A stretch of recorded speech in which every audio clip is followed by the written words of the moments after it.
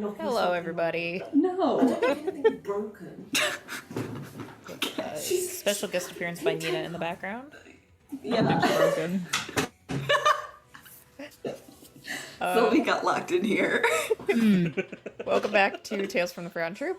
A few announcements before we get started. If you're enjoying what we're doing, there are a few ways you can support the show. We have an affiliate link for Hero Forge, where you can get dice and minis. We have cats. we have cats. If you're interested in seeing pictures of cats. We have a Redbubble for all of our merch. There's a coffee if you want to donate to Cat Screeches. You know, throw a few bucks at Sylvie, I guess. Help them yell into the void. They gotta pay bills. She's so somehow. mad at Nina right now. Justice for Sylvie Fund. Yes. On the coffee. Oh my god. Now she's glaring at me, so. If you can get a picture of that. Oh, sorry. God. If you want to keep with updates about the show, all of our social media links are on our Beacons page. We also have a link for our Discord, where you can see lots of pictures of pets and food and fun videos of Tess catching a crow. Basically. Yeah. Side note, I still want to know where the hell you did that. Making that a vacation destination.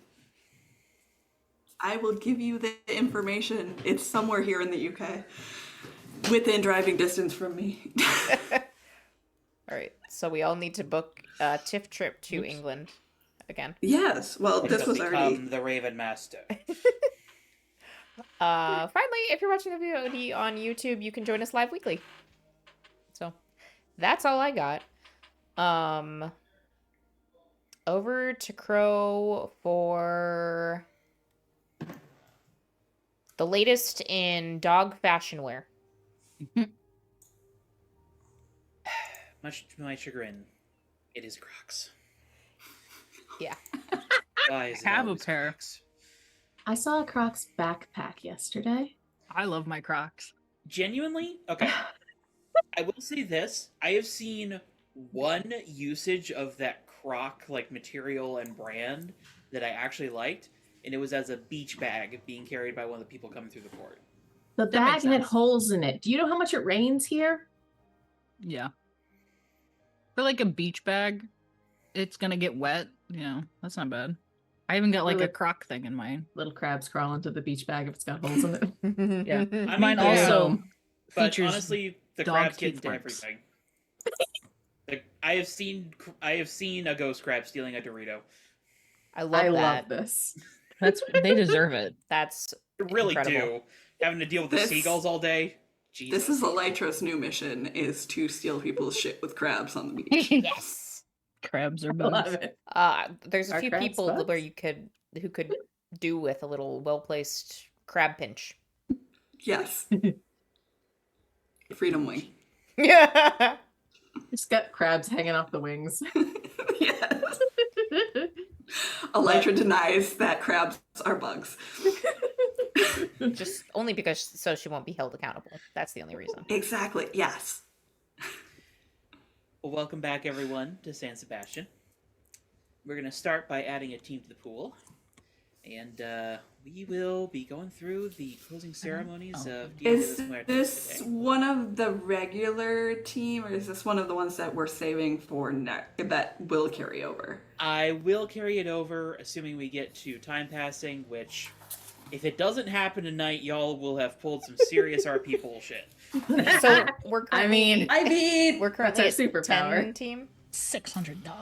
yeah, 10 altogether team we're at total. 10. Okay. Yeah, Ten and team. three are carrying over. Most of it is I gonna mean, empty out, Elytra has like 3 I was- scenes that we have. My scheduled, notes were so close to being right. Yeah, I had 7 team and 2 carryover. So Well, close. we just got one, so Yeah. that's why. let's go 10. around. 3, sorry. Go around and introduce ourselves. I think I'll save my slam dunk of an icebreaker for next time, because they definitely want Yeah. Jenna answering this. Wait till everyone's here for that one. Yeah. So, we will go with What is the weirdest thing in your character's fridge right now? Didn't we do this? I have no memory of doing this. I don't remember this one.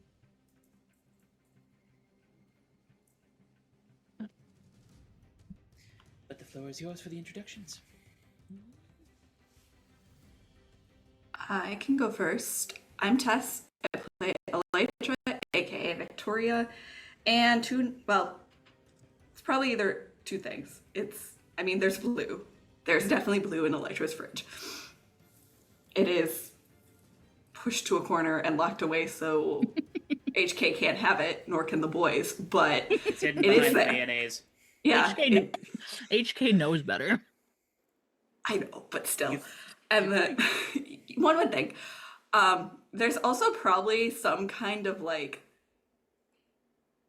bug eggs or something that is in there to keep them from hatching right off the bat, so they're hibernating / wintering. So I have a deeply disturbing feeling in the back of my mind that somebody accidentally ate some of those. well, that's their problem then. Fox cousins. So that the accident is possibly debatable in that case. Yeah, true. If it's the Fox cousins, it's not an accident. They chose to eat her. Like grabs bug a eggs. spoon, They did that takes on one purpose, bite, and they deserved it. just puts it back. And they will get punished for it if they ate her bugs again. I can go next. I'm Chartholomew. I play Thoth, our lovable hentai boy, aka Diego. The weirdest thing in his fridge: chocolate-covered sardines. That is vile. I support you. Worse but than also chocolate covered no. shrimp. I don't want bones in my fucking chocolate. I know it's in Glory's fridge. That is a statement. I don't want bones in my fucking chocolate. Put that on a sticker. Can we get a sticker of that? Maria, Horrid. go. Hang on. Okay. I'm Maria. I play Silver Phantom. I don't want bones in my fucking chocolate. He probably doesn't have any food in his fridge that can't last a while because he's always at Glory's or the Manor. But I'll say he has Kool-Aid pickles that he made and just didn't do anything with, which would be pickles with Kool-Aid, a Kool-Aid packet in there. I can't decide if that'd be you amazing ever or eaten that? disgusting. No, I googled weird food. Okay. And it's a real thing. It is a southern snack made by soaking pickles in Okay. pickle juice, sugar, and Kool-Aid I'm powder. gonna call bullshit because so many weird recipes are attributed to the South. I don't see any of that shit here. Okay, You're in Florida though. That's not It depends on what part of the South you're in, though, too, Yeah. because there's a lot of regional stuff in the South. And specifically colored originating green, in the that's a thing where you are? Mississippi Delta. Oh God, there are so many collard greens. Okay. So Collard greens slap. But yeah, this began in the Mississippi Delta, which is not Florida. I'm not a fan of collard greens because the only way I've ever had them prepared have been unseasoned and watery. Gross. Yeah. texture's Yeah. not. Nope. Nope. I'm gonna be honest, that's how a lot of the I don't- Jamaicans around here prepare them, and it's just like, oh I no. don't want that video of pickles on my Like, I'm page already not anymore. a fan of cabbage, and that is not helping it. Yeah, fair. I'm Brianna. I play Glory, otherwise known as Lupe. And I'm not sure she has anything outright weird in her fridge. Though, she doesn't have actual bones in chocolate, but I'll say that for Halloween / Dia de los Muertos, she and SP made some skull cupcakes and decorated them. Maybe the Kool-Aid pickles made it over to her house. Glory she labeled it SP. She got eaten that. Oh, Bright God. red pickles. You took you took Mr. Potato Head pieces and put it into the pickle. Give it a little sombrero. Oh my god. Use the Mr. Potato Head piece to spear the pickle. Perfect. Genius. Reusable toothpicks. Exactly. Yeah. I'm picturing, for what it's worth, the skull cupcakes is half of them are genuine attempts at decorating calaveras, and half of them are just deeply unhinged. One's just a straight 50-50. up hog. Say, Glory made at least a few of the unhinged ones. I Some love of it. them have tentacles. Yes. Cthulhu cupcakes. The Thupcakes?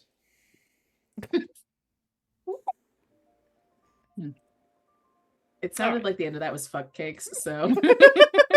That is also what I heard. Thupcakes. Oh, I heard. But fair. Jesus. Okay. So, last we left the Misfits, we had just wrapped up the team meeting, and y'all were getting ready for the closing ceremonies. Before I get into anything, did we want to have any other scenes before that? I don't think so. I think all of mine kind of take place after clothing ceremonies. Because I just have a lot of people to talk to. And Glory has to come with me for at least 2 of them, I think. Okay. Well, give me a second here. I just realized I should have pulled up something that Bree sent me. Secrets. Me trying to remember what the fuck I sent you. Oh, I think HK's not here, but Elytra would be taking... Then Elytra's taking Mac to see Floor and his mom, hopefully. Oh, goodness. What was the one uncle with the funny name? Santiago. Thank you. Yeah, here we go. Fun fact, he died in a freak octopus accident, and the government won't tell us what that means. Love that. So, we open then on Memorial Park in San Sebastián. Normally it's pretty sparsely populated. But on the last day of Dia de los Muertos, this place is the focus of basically the entire city. Because this is the day that everyone takes to remember, well, the sacrifices made to keep them safe and the ones that have passed. There's still a party atmosphere. It's not a complete downer. Dia de los Muertos' general vibe generally doesn't allow that.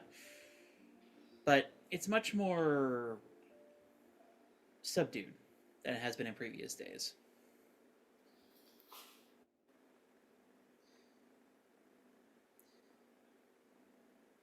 All sorts of visuals cross through the park. Lighting candles, setting out flowers, and treats and drinks and food on various gravestones of those who have gone by. You might even spot a couple of known villains in the crowd. But this is one of the days that there's sort of an understood truce. Because unless they're truly reprehensible, even villains can have someone to mourn.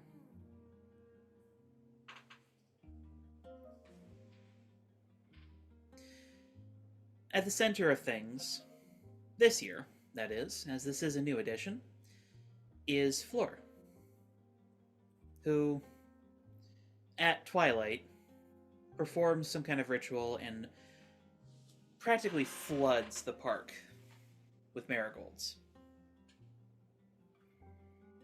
And as each one blossoms, a phantasmal form of someone long gone produces from it. They interact with those still in the land of the living. They can't speak, necessarily, unfortunately. Not unless the connection between the living and the dead is very strong.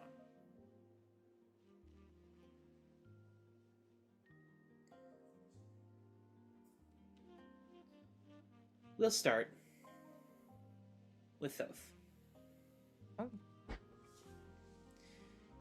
Per the arrangement you made, Thoth, You are here with Juanita.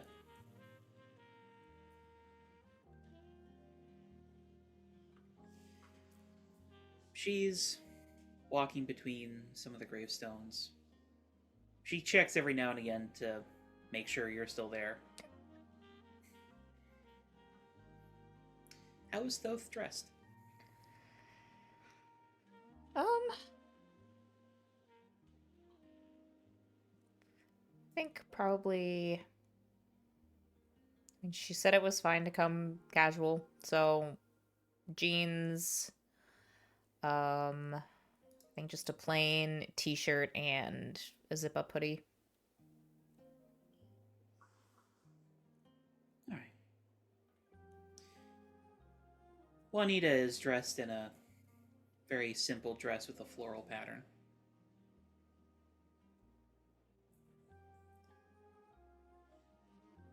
Eventually, she stops in front of a pretty simple, plain gravestone.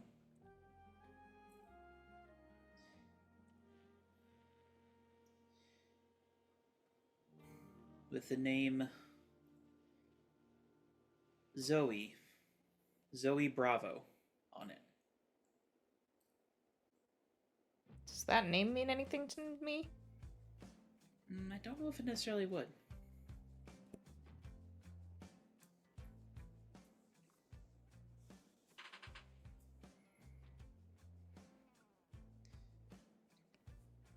Juanita, who has a small basket with her, stops at the gravestone and sets out a little pyramid of tamales.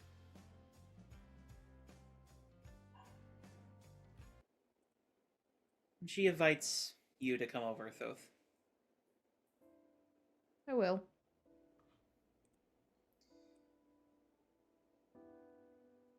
This is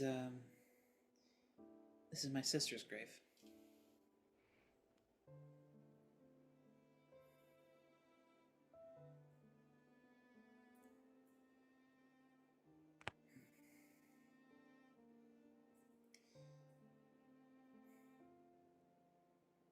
Hard to believe she's been gone so long now.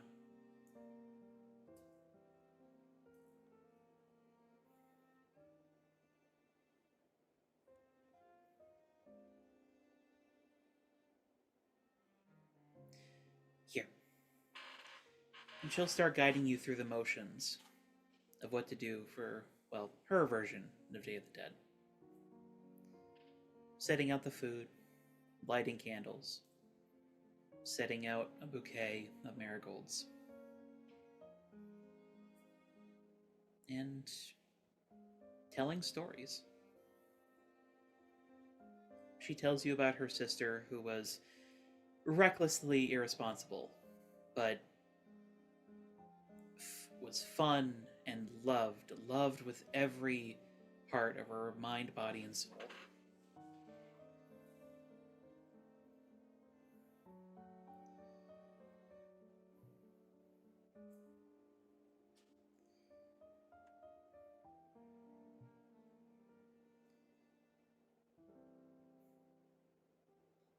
Eventually, Juanita is just quiet, staring at the grave.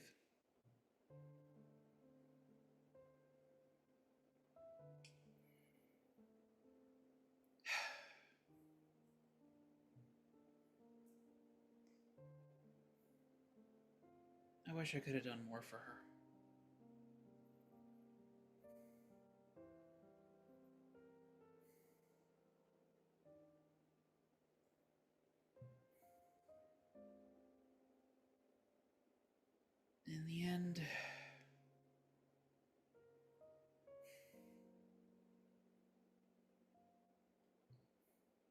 In the end, I can't stop a car crash.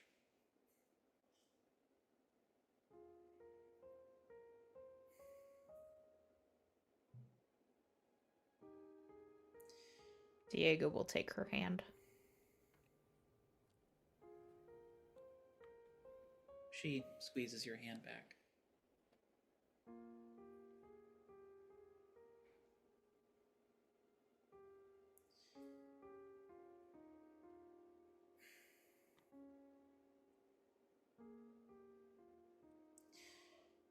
You.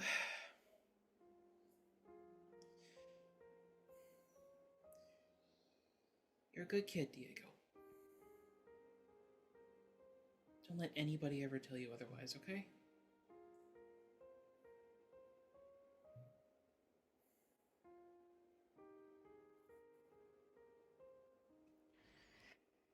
Okay.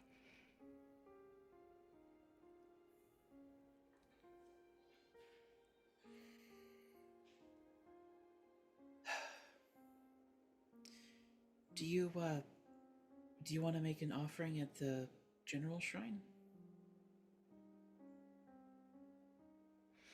And she'll gesture over to a more central part of this whole array that's been set up, where candles are being lit for the lost who are unknown. Those who may be dead but simply went missing. Those who have cut ties, or those that the mourner never knew.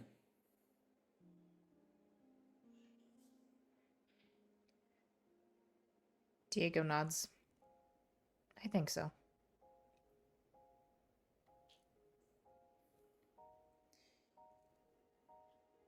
She'll lead you over to it. There's a decent sized crowd here, but it's a relatively large setup, so there's plenty of room. And she just sort of gestures you forward. Okay. What do you do? You said people are lighting candles? Yeah. Okay. I will take a candle and light it and hold it between my hands for a few minutes. And my thoughts go back to the jar and all the emotions that I was feeling. And I don't know their names, but I know their emotions. And I think he's just trying to pick out as many of them as he can and just send thoughts that he's sorry for what they went through, how they suffered, and hoping they find some peace after being free. Maybe just a little bit of vengeance.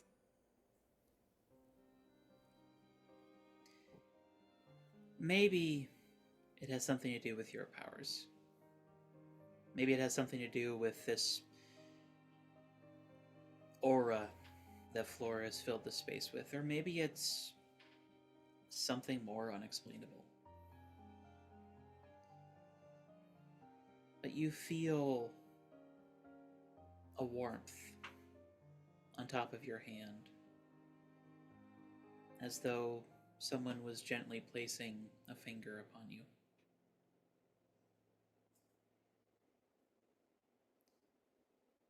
And without words, just a ripple in your mind. Thank you.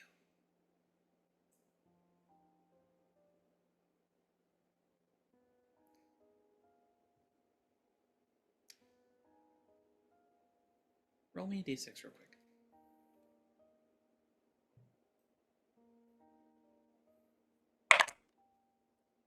That's a 5. Okay. As this sort of light warmth passes through you, you look up and you briefly catch a glance of Luciferus. He's not in the crowd. He's not really anywhere close to where the majority of things are happening. He's off in a small corner of a graveyard, dressed in plain black,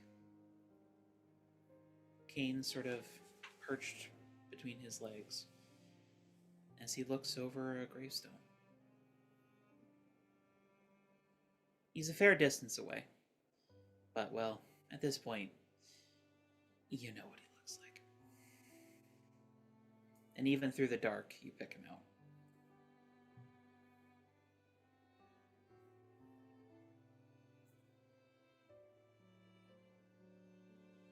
Okay.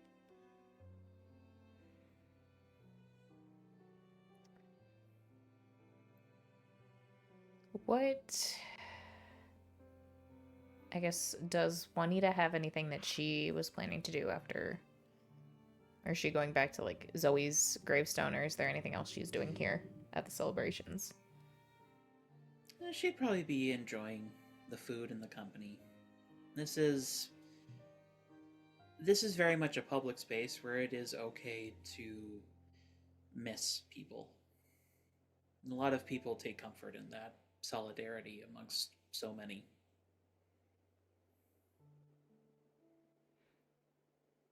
Okay.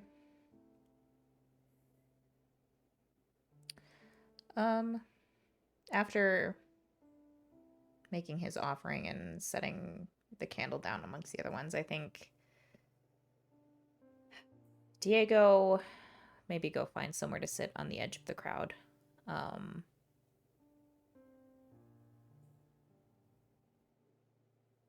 Everyone has their own reasons for being here, so he doesn't want to intrude on Luciferus if he wants private time, so. All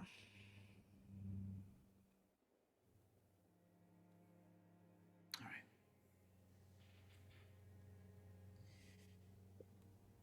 Meanwhile, Gloria and SP. If I remember correctly, you said the two of you were going to this little shindig together. Yep. In civilian mode. Dressed up at all for the occasion, or just normal clothes? Lori's probably wearing all black, but other than that, normal clothes. SP just wears whatever he has without a domino mask. And Glory's also not wearing one for what it's worth, because doesn't really want to draw attention.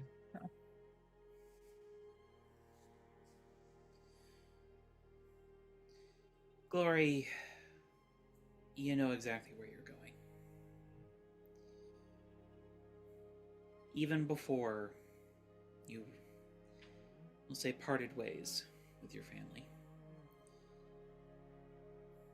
Every year, on this same day, you came to the same spot in not a small cemetery within Memorial Park. A lot of Mexican heritage families bury their dead here, and as a result, it's pretty busy this day. But it's also because of that that you've, well, been able to attend in your own way still.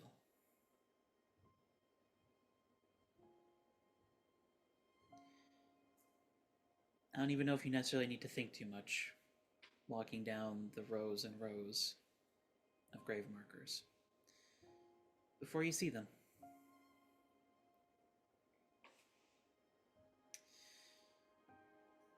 Adriana and Ariana are, of course, dressed in perfectly matching little dresses in an inverse color scheme to each other, as they always insist on every year. Glory is laughing in the back of her head because, yeah, that looks about right.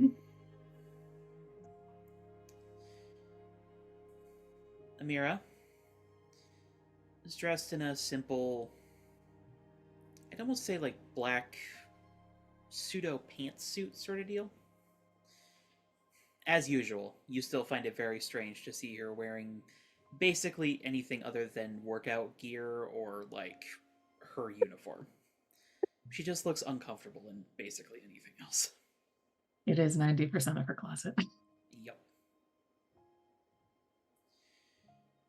Malik hangs towards the pack, which he did even before whatever's going on with him.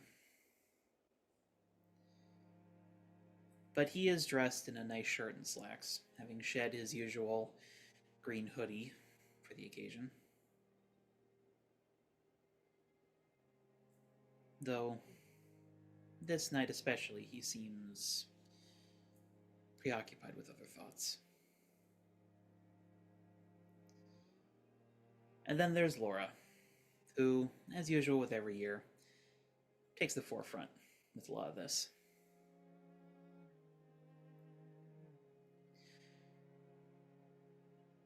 Whereabouts do you think you would be positioned relative to your family's Oh, ghost dog? in the background. Sorry. SP starts barking at somebody. My God, down boy.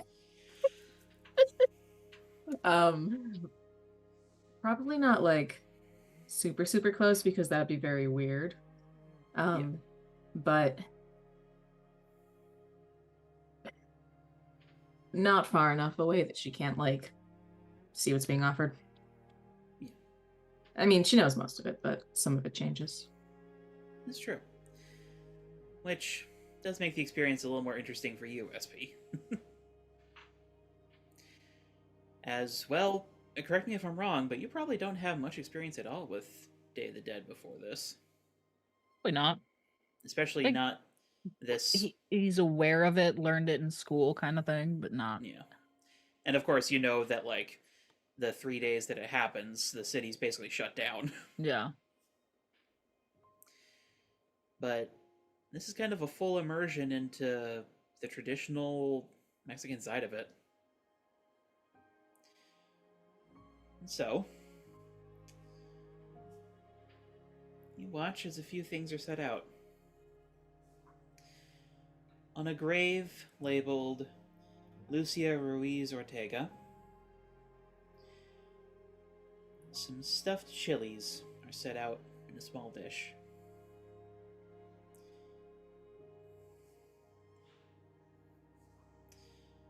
On a grave labeled Jesus Mendoza, a type of stew that appears to have some form of pork in it is laid out. She would have probably explained pozole to SP at some point because she does plan to make it at some point. Under Jose Sanchez Garcia,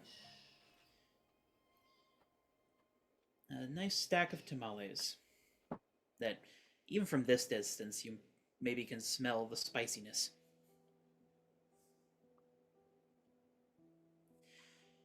Under a gravestone, confusingly titled Santiago Sanchez Santiago,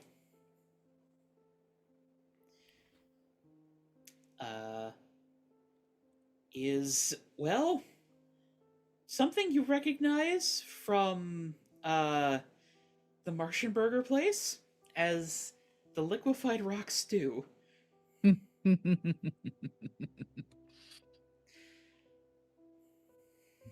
Excellent. And along with that, a bottle of soda that distinctly reminds you of blue. That's dangerous.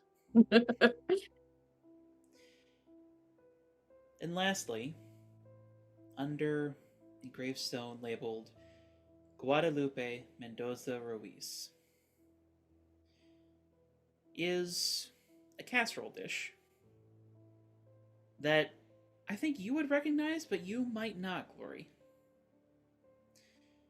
as it contains a small serving of shawarma.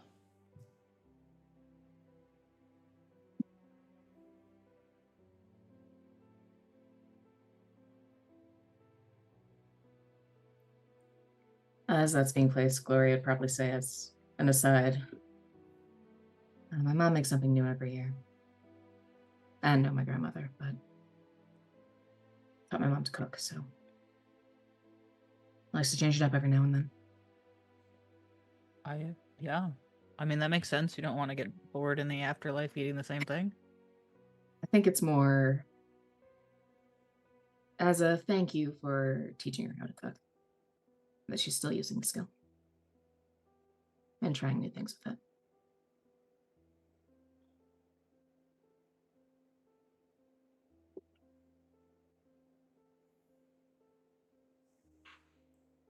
Never knew any of them, actually, but means a lot to her.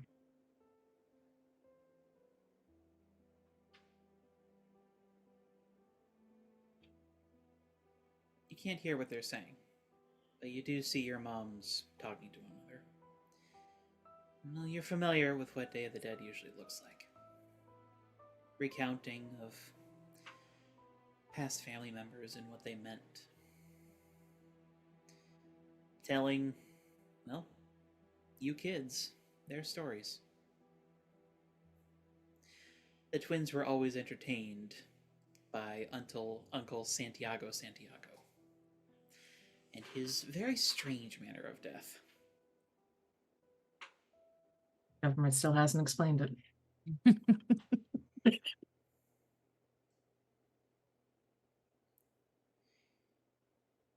Glory, would you say you've probably seen old photographs of your past relatives?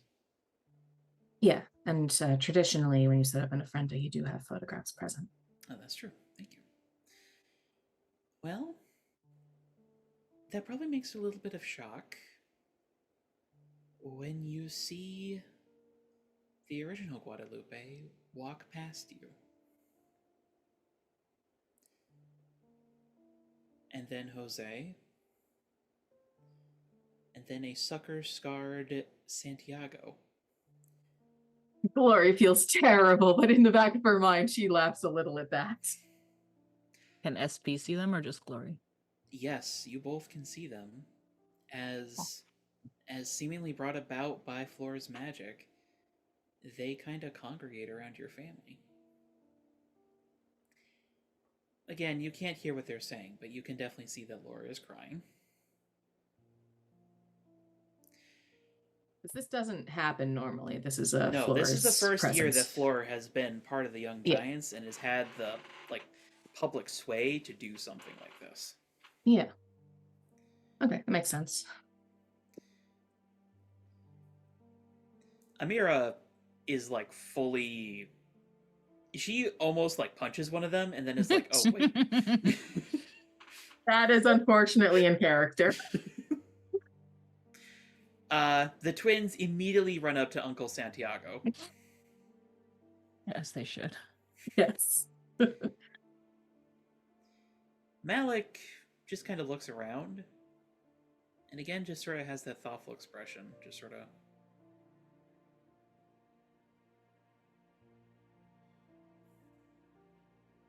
Can I pierce the mask from a distance? Certainly. Though I will say, take a -1 on this because of the distance. Entirely reasonable.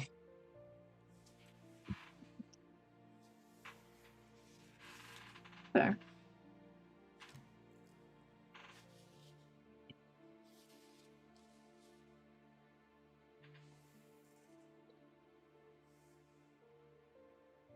Okay, sorry. I have a couple of different modifiers I'm juggling.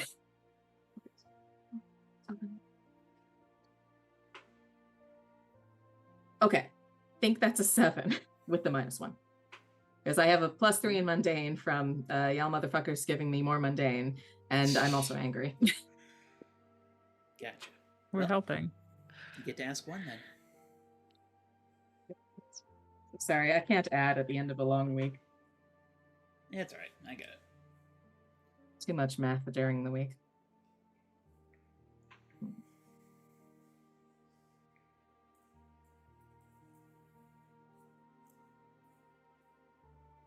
What do you intend to do?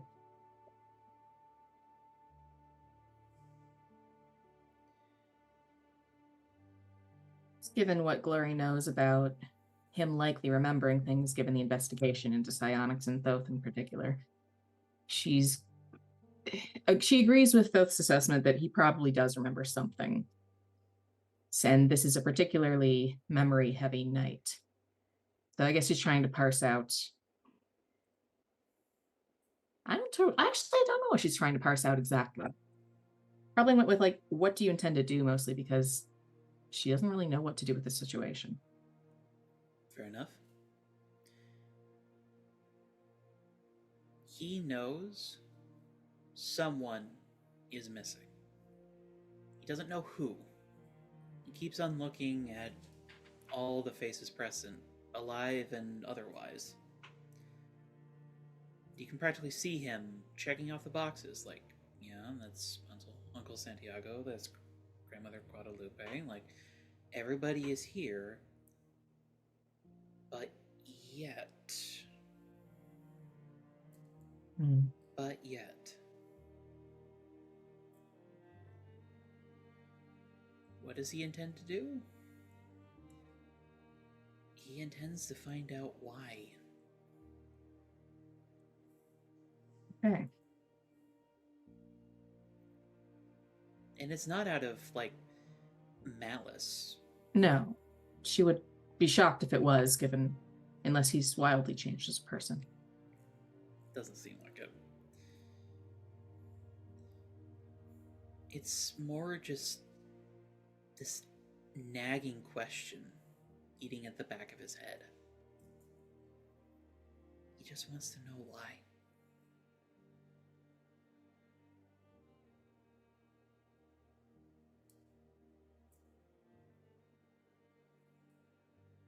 I think watching her mom tear up a little bit at seeing the her relatives who she's not seen in quite some time. Glory probably tears up a little, like if she's actually gotten to, if her mom's actually ended up crying at this. At this point, yeah. As So, she like, holds her hand. She will gratefully accept that. But she does keep looking at Malik and just doesn't do much to clear up, just the sort of shine gathering in her eyes.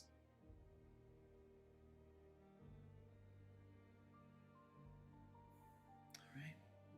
I think better if it actually worked, she'll say to SP. Oh, sorry, I couldn't hear you. Oh, she'll say to SP, sort of still looking at Malik. It might have been better if it fully worked.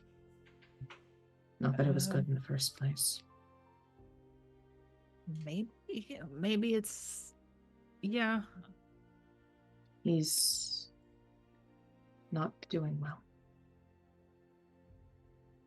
No, he's confused.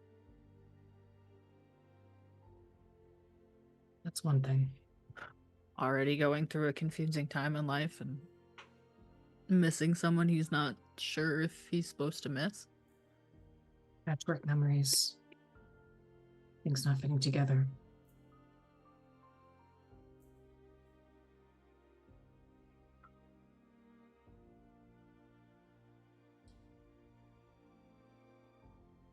You want to get closer? Wait for them to leave? Should probably move on. Okay. There's nothing I can do about this right now. As much as I might like to. She'll squeeze his hand a little bit tighter. As the two of you turn to leave, could each of you roll me a d6, please? Perhaps. Cheese dice. 5. That's 4. All right. SP, you would notice then.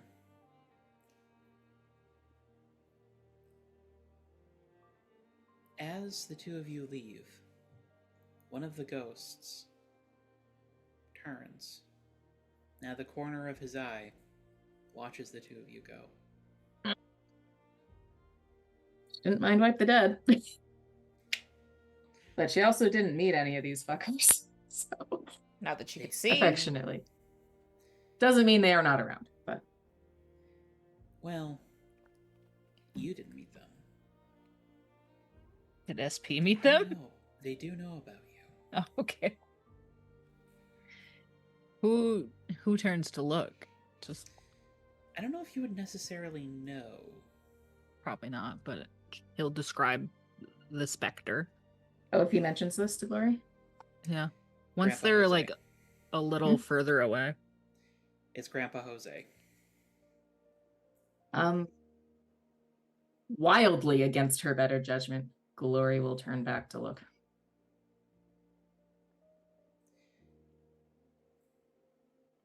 His eye catches your look. And it's very faint. Possibly might not even be correct, given the fact that he's not fully a distinct human form. But you swear he gives a little tiny smile to you. If they're far enough away where it wouldn't be conspicuous, Glory will give a very small wave.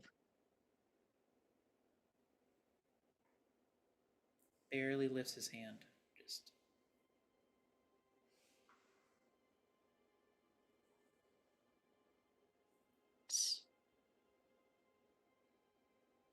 Did you ever meet him?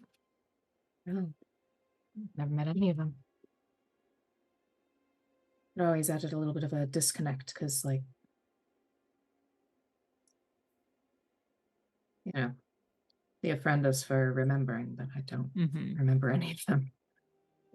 But I don't know. Maybe they were here in spirit, previous Days of the Dead. Maybe I don't know. I mean, there's a good chance they've just been here the whole time and nobody could see them until Flora did her thing. That's possible. Sort of like a questioning expression just goes across Glory's face before she just screws her expression up a little bit. If Flora had anything to do with any of this aside from just making ghosts show up, like if anything to do with me personally with this, I'm gonna kick her fucking ass. She's probably a little too busy for her weird little mission. She can she's talk got. to ghosts outside of this. That's true. And she likes to interfere in my life, so She doesn't know who you are, though. She knows who I wouldn't Gloria bet on is, that. but I'm not putting money on that. She's a nosy little as long as she doesn't ghost. show up at your apartment, I think we're good. I'm putting anti-ghost charms all over the fucking place. Will it work? Who knows? If nothing else, it'll at least be rude. Yeah, dude, And then your neighbor who's a what? white. I didn't know that. I just made that up. I was Oh. just kidding. I think Glory would probably not do that in that case, or she'd try to find a more specific ghost. Yeah, maybe She's not just talking in shit. Town. I'm just saying, if you live in Terror Down, putting up repellents for anything is liable to get some of the inhabitants being like rude. Glory would probably see if she can find person-specific repellents. I'll see about that. Because, I mean, I can't imagine no one in Tarot Town has a grudge against somebody that they've not decided to magically exclude them from their place. Oh, certainly. It's still considered a little bit rude. She doesn't care about being rude to Flora. Fair enough. At this point, maybe at the beginning, not anymore. Fair enough, fair enough. But yeah, having been slightly noticed by one of the ghosts, though, I don't think she really knows what to think so far, but her mind's a little complicated right now. Understandably. And now, last but not least, Elytra. Mm-hmm. You are with HK. Yeah. And of course, you are with Mac. Mm-hmm. If I remember correctly, Mac asked to come here. Yes, he did. He wanted to meet his mom, or see his mom again. But y'all don't really have necessarily a way to do that. So, Well, no, I think Floor offered HK to. HK texted Floor, and then Floor said she was very busy, and they could oh yes, meet with her here. If they. Yes. Yeah. That's right. I Yeah. forgot about that. My bad. Okay. So, I assume then that the two of you, along with Mac, are headed to where Floor's at, Yes. which is the center of all of this. Yep. So, Mac has literally never seen this many people in one place before. Let alone waded into basically like, if not Disney World, then at least a Universal level of a crowd. Yep. He's probably holding both of your hands And you've probably popped a few knuckles by this point because he is Yeah. holding on tightly. Elytra may or may not have equipped her gloves specifically because she recognized that this was going to be a thing. I think she's dressed for the day, or like in festivity sense, but also she does have her costume on underneath it. HK, I imagine, is dressed to fit the occasion as well. Yes. Well, HK doesn't have as much to worry about. She's got magic to transform if shit goes south. I would also think, if any thought was given to trying to navigate Mac through this crowd, probably a pair of earmuffs for him. Yeah, no, Help with I the think, anxiety bit. yeah, as much as they can help diminish the crowd nervousness and like keep him comfortable. Also, there's probably been an effort to get like make him a little more blended, I guess. So maybe so he doesn't stick out nearly as much as he could if we can do anything like that. I mean, that is a little hard to do considering, Yeah. But we could make it look like they're like, if he lets us decorate his horns or something, we could make it look like it's a prop, which might buy us a little time if our friends at Pyrite show up. It's worth noting, there are other exonaturals here. Like, even some that are, like, very visibly, like, changed. Oh, it's more so the Pyrite issue that we'd want to be avoiding. I'll also throw out, if Pyrite shows up here, they're very stupid, because this is, like, hero central right now, and even some villains don't like Pyrite, so... I mean, to be fair, Elytra does not hold them high on the intelligence scale right now, so... Fair. That is fair.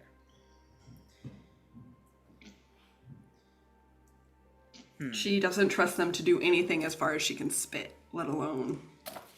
I like the idea that when you guys started decorating his horns, Mac suggested he wear a mask too. And now he's got like a little paper plate calavera like over his suit. Yeah. Yes. So, with HK's help, you are currently navigating Mac towards where Fleur is, which is just so much activity. A lot of people are coming up and thanking her. A lot of people are coming up and asking to meet with people. Sometimes she guides them to where they're at. Sometimes she says, I'm sorry, they're not here. Elytra has not realized the implications of the fact that Flora is summoning the spirits of the dead into the cemetery at this given moment. For the record, I rolled a die.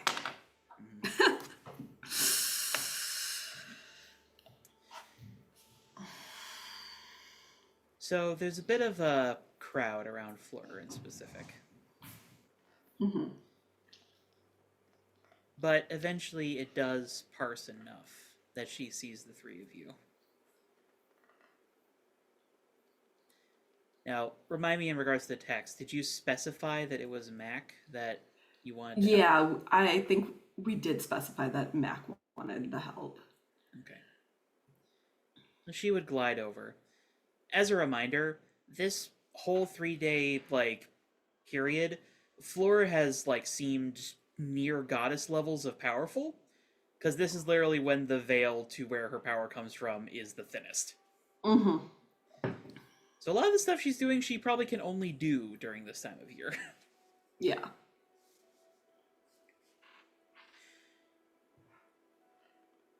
As she glides over, Mac, reflexively shuffles back a little bit. Elytra squeezes his hand and is like, it's okay. She's a friend. She's how we're gonna speak with your mom. He kind of looks up at you. Then looks back to Fleur, who, as she gets closer, kneels so that she's at Mac's level. Hello there. Your name's Mac, right?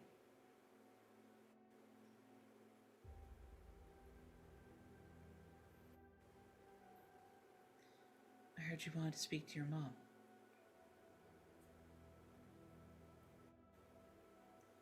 And she holds out a hand. And she passes a marigold from her palm to Mac. It takes a little, convincing for him to take it at first. I think Elytra does her best to nudge him into accepting it.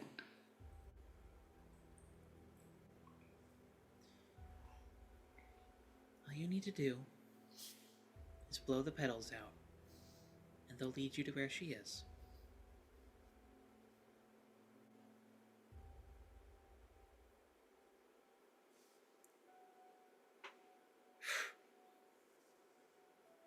You watch as they sparkle and start fluttering off.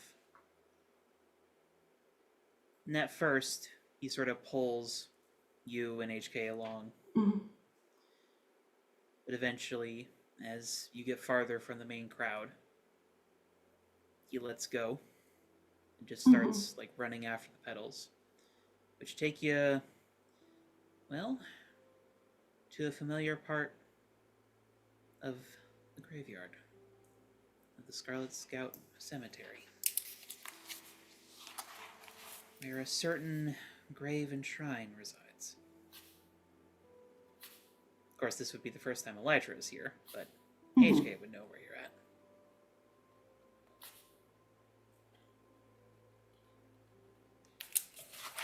And eventually the petals alight on a seemingly random gravestone, until a hand reaches from the ether and picks one of them up. And you watch as Leon Torelli's form again appears before you. A little confused at first, but as she appears... Mama?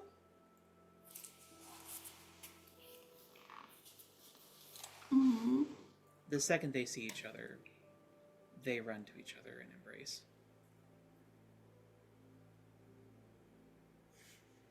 I'm sorry, Mama. I'm so sorry. Shh, it's not your fault.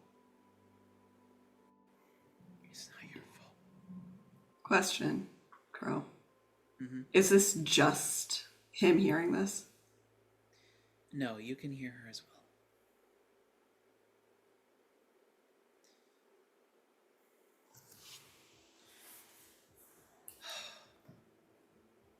Look how big you are. She sort of takes his head and runs a thumb across his cheek. He is bawling at this point. I think Elytra is giving them space, but is also on alert and kind of protective more so than anything else.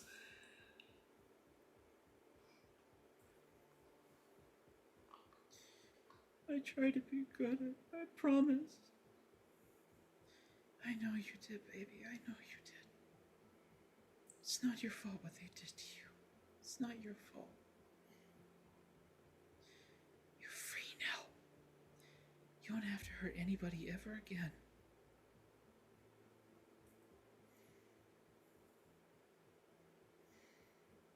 Sweet baby. She hugs him again.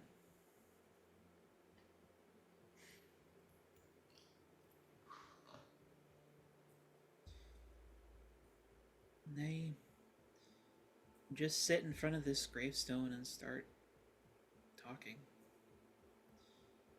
Mac mostly just repeats over and over how much he misses her and how much he wants to be good. How much he didn't want to hurt anybody. And every time he does, she says that she always knew he was a good boy.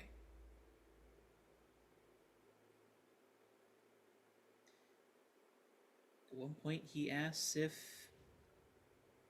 he can meet Papa. Oh. Whereupon a distinctly less human shade materializes. Mm. Unlike Cleone, he doesn't talk.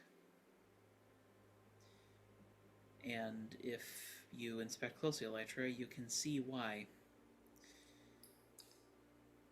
It seems at some point someone managed to get a lucky hit on his throat.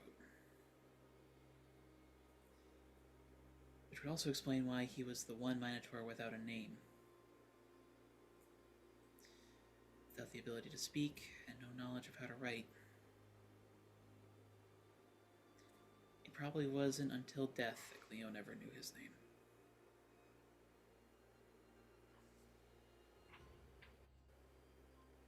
I think Elytra whispers, "I'm sorry," to him, and just because I think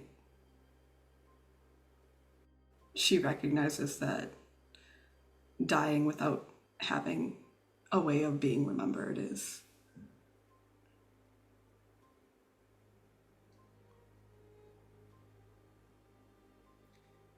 He looks over to you. Unlike Mac, he's more of a sleeker Spanish bull inspired Minotaur. With these bright, almost frighteningly intelligent blue eyes.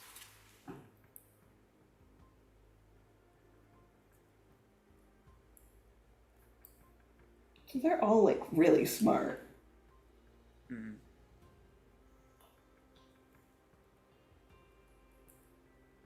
And he, if you're within arm's reach, will just sort of reach over and pat your hand.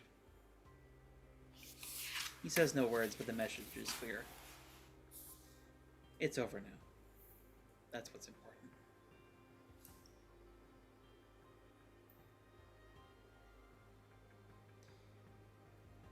And well, they probably sit and talk and just be with one another for a long time. You're here for hours. Yeah. Up until as the sky starts to turn orange, they begin to fade. Mm-hmm. Cleone,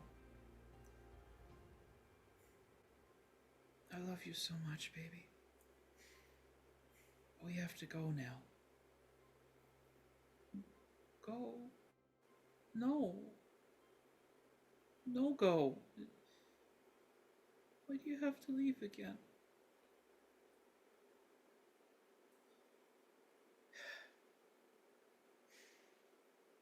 Do you remember how I told you stories? About the amazing people all over the world. And years, long years before us.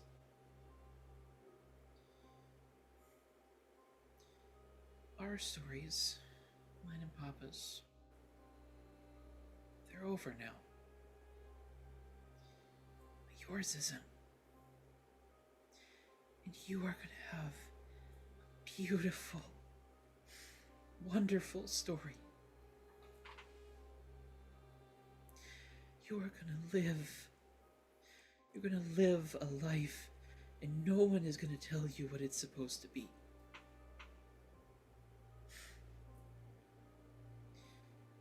Don't let anyone ever tell you you're a monster again, okay? You are a good boy. You're my little Mac.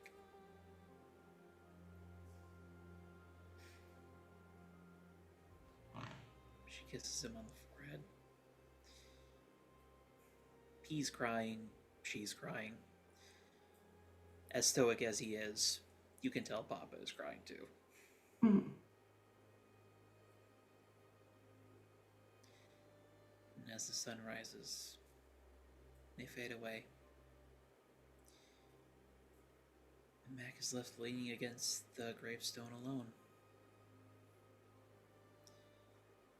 As the sun rises, you can see more details on it. It's a memorial to every Amazon warrior whose fate is unknown. We remember you. Always.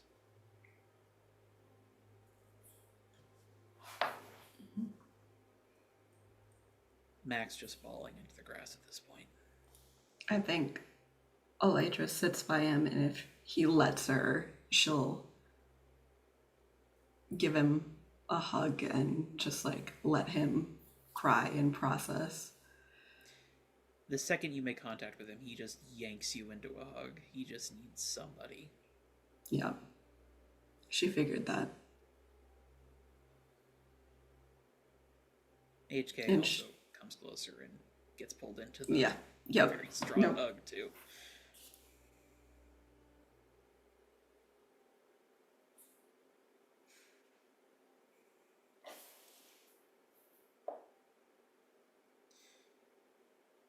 Through the tears. I'm scared. I'm not gonna lie and say it's not scary. It's a lot of new. But we're here for you, and we're gonna make sure that you have the best opportunities that we can get you to live the best life you can. I know it's scary not having your parents. And you were very brave to come speak with them tonight and say goodbye, as well as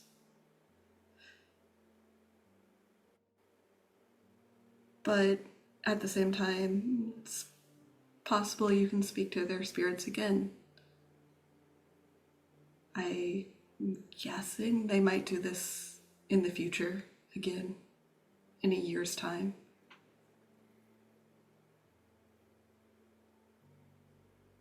And think of all the stories you can tell them then. What you've become, what you're learning, your new friends.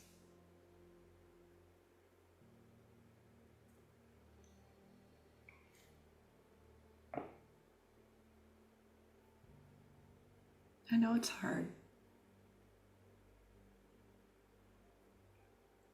Probably. Yeah. We can do that. Mama told me lots of stories. I want to tell her lots of stories too. We'll make sure that you have lots of stories to tell her.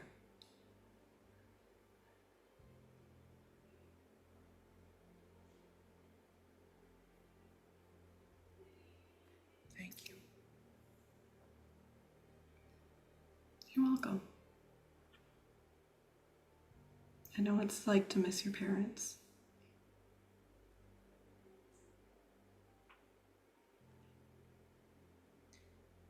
Elytra, roll me a d6.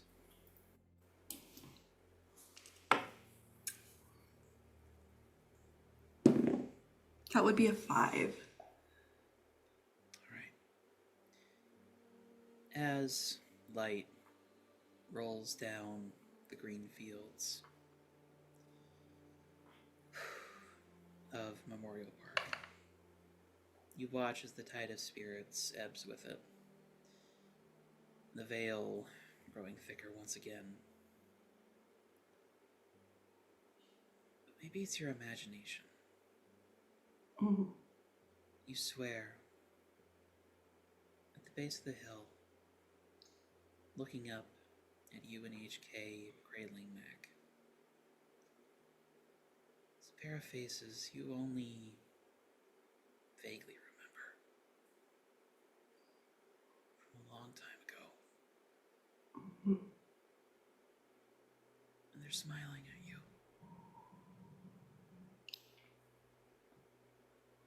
She'll give them a little wave.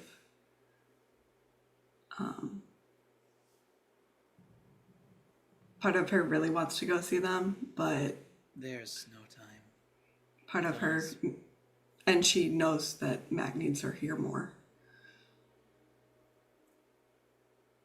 It's hard to tell as they disappear into the light. Mhm. But you think they understand.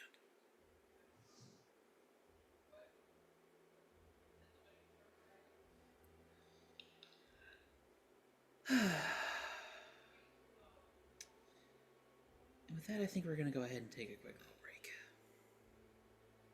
Yeah. My cat is being chaotic, so it's needed at the moment. Corral the chaos. Okay. Impossible. Truly impossible. Hello, sir. We'll be back. I definitely forgot that the fact that there's a bunch of spirits walking around of the dead. Elytra's probably gonna see her parents at some point. It's like, oh. Well, Elytra probably doesn't realize that either. But Yeah. yeah. Yeah. We'll be back in 10 minutes. Here. All right, we're back. Pictures of big dogs in small beds. Mm-hmm. Crow, that is an ominous gif you just sent me. And I hate it. I just found the picture of Sylvie staring at the camera. Upset. She's a little gremlin. Oh, I love her. She is currently awake and staring at me, challenging me if she can chew cables right now. So Has she relocated her And bones? she, yes. yes, she has found her bones. Bones. Were they in the chocolate? No, Yes. potentially. Ugh. God. As someone who has the occasional texture problem with food, the idea of biting into a bar of chocolate and hitting bone is atrocious. That'd be vaguely unpleasant, but Well, Oh. I guess that is one way to visualize that. Anyway. Take us away, Crow. Alright. Well, now that I've thoroughly shot everyone in the heart, I think it's time that we move into some downtime. So, that does mean the pool is emptying out, aside from the 3 team that we are maintaining. Feel free to use them during any scenes you might have here, because I have a fair few things that I would like to do, and I'm certain y'all have a fair few things that you would like to do. We actually are going to be advancing a fair bit through the calendar. okay. So, this all happened. Let me get my calendar open. Yeah. On the 2nd of November into the 3rd with the dawn. Game time will properly be picking back up. Yeah, around the 20th or 21st of November. Or actually, yeah. Yeah. Wait, when is Thanksgiving break again? Crap, brain. Thanksgiving is the last Thursday of November. Right. So, Thanksgiving break. Okay, so we'll be picking up on the 25th of November. Sorry. So we waited until Tiberius is literally almost dead. Well, that's when the next arc is occurring.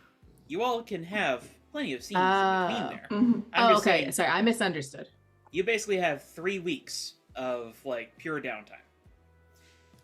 So, to kick things off, since you need to do this for every downtime, SP, how about you roll us that secret identity? Oh, yeah. That's important. Yeah, just a little bit. Hang on, let me find it in my book. Or in my book. Yeah, close enough.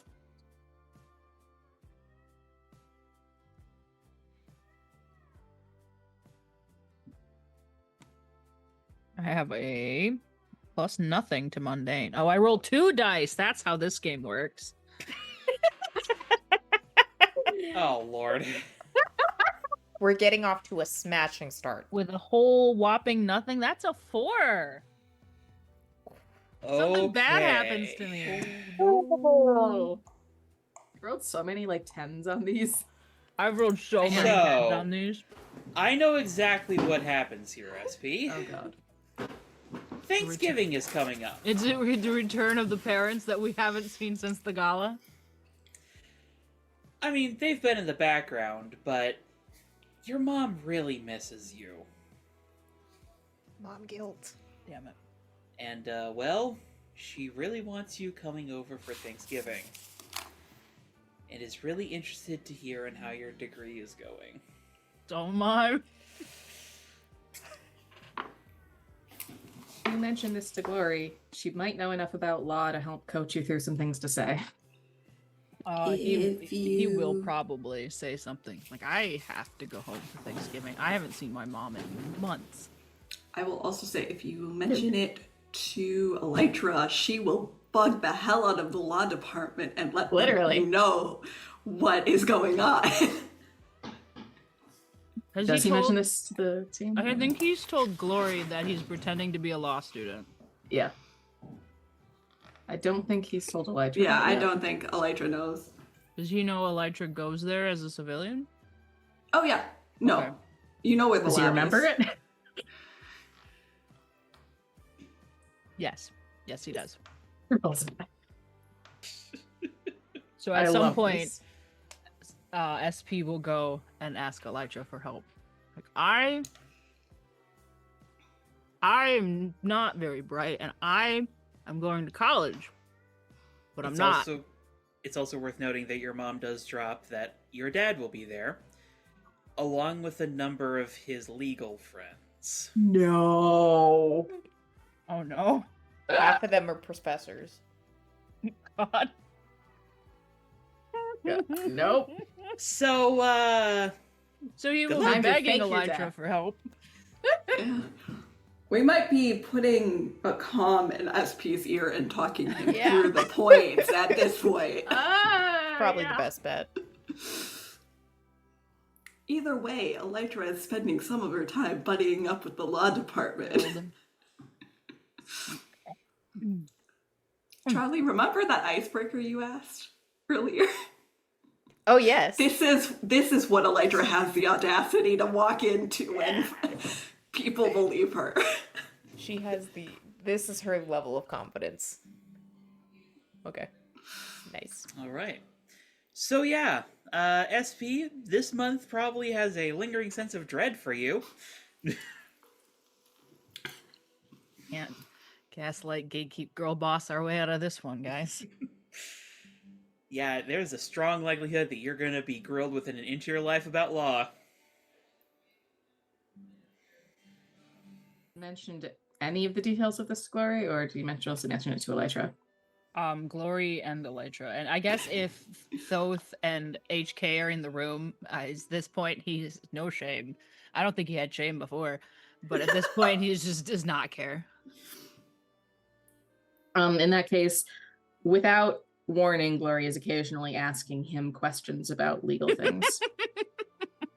What was the Magna Carta sign? I don't know, what is that? Not like that. In one of the sessions where Elytra spends a massive amount of time on the island to get shit done, there is an entire study binder that comes out of it specifically for SP with highlights and notes. Brings SP to the island to get mobbed by foxes and to study law. Mostly he wants to do studies. A, but he has to do B. Yes. Thoth drops the weirdest tidbits about loopholes in Fey law. Yes. Why do you know Love this? this. Don't question it. I mean, to be a gremlin, Glory might add on to that, given what her mom does. Mhm. Elytra just gives all of the gossip of the department too, so it is super convincing. There is a separate gossip binder specifically Oh my god, for I love that. blending in with the department. SP is being handed multiple binders. Will he read either of them? Yes. Okay. To not One, so his mom doesn't get mad at him. It'd be hilarious if he could embarrass his dad, but no, But motivation. not like this. Not like this. If you get bitten by a dog, but you're trespassing on the land, who is liable for the injury? As he's walking into the shower. The trespasser. Yeah, if he's not patrolling or at work, he is probably sacrificing glory time to study. She understands. All right. Friendship? Well, so we have that. And I'm going to start doing a little thing called actually take notes on what I want to do in downtime so I'm not forgetting constantly. Trademarked. And we are going to start out with something that probably happens pretty early into this downtime period. Hera reaches out to you, Glory, regarding the civil suit that she has filed against Pyrite on your behalf. Good news is, it's been accepted. Bad news is, Pyrite is doing what Pyrite does best and throwing the individual employee completely under the bus. Classic. So it's unlikely to get anywhere. Fair enough. Weird news is, Hera's been contacted by a mayoral candidate. I don't know. Glory doesn't know this, but I know this. And she wants to interview you. Oh, God. Is there more reasoning provided? Mostly it seems to be that she is interested in hearing about the evils of Pyrite, as she's put it.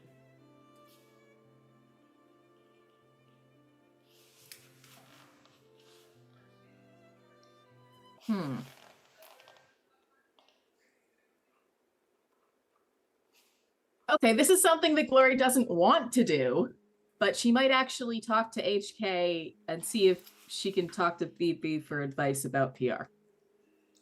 There is PR training going on in the background. She doesn't want to talk to BB Buck is true. Cousins, but she does want to talk to BB about this because this seems like a bad idea. Okay. Well, we'll put a pin in that, because how that PR training is going to goes is going to depend on what HK rolls during her downtime. Well, I mean, Glory wasn't planning to attend the PR training. She was just planning to ask BB specifically, but... Yeah.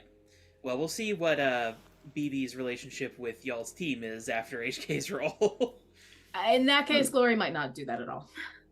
Well, that's why I'm saying let's put a pin in it. We'll see. Okay, fair enough. I mean, Electra can also direct you to Brother Nature if you want to speak with him about potential. This is true. He's gotten PR training. Yeah. He's just, We do kind of...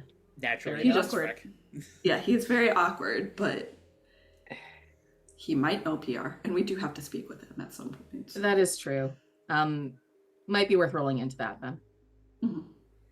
Okay. But yeah, we'll see how things go. I put a little mark on it in my notes here, so that we can pick it up once Jenna's joined us here. But at the very least, Glory, you would know that the name of the mayoral candidate who's interested in speaking with you is Harriet Harper. Doesn't ring a bell to Glory. I remember this is the person at the gala who mentioned wanting to get at Pyrite as part of her campaign promises. Mm-hmm. Not to mention the fact that it's Ezra's mom. Glory doesn't care about that. Oh. The rest of her, BB might. It's more, Glory would say, who? For Ezra? And then be reminded that, like, that's the little twerp that was fucking with, who was in the coven that HK's little sister. So you're like, oh. Who? Honestly, if they heard you say who, that'd probably be the biggest shot to the ego ever. They deserve it. They all just She's never perish. spoken to them, and she has no connection other than, like, through several degrees of separation. This is true. This is true. But I'm going to intersperse stuff like that with y'all's scenes. So, who would like to have a scene first? I mean, I feel like the logical scene to go first, because we have a time limit on it, is seeing if Halloween Hill will let us in. So that would be just Elytra and Glory then? I mean, if other people want to come, they can. If the others want to come, they can. It's just, SP I think. is studying. Oh yeah, SP is in study mode. Both? Would you like to meet the Maybe. werewolves again? Either coming with us or maybe bapping SP on the head with a newspaper when he falls asleep from studying. One or the Sure. or something. I can do that. Third, I secret third feel option. like he'd probably leave Secret this third to option. Elytra and Glory, so he can be on newspaper bapping duty. In the distance. Bop. Just Unfortunately, this is boys' Just night now. Throwing food at him. Yes. Then the newspaper turns into a bat, and I start batting it back to you.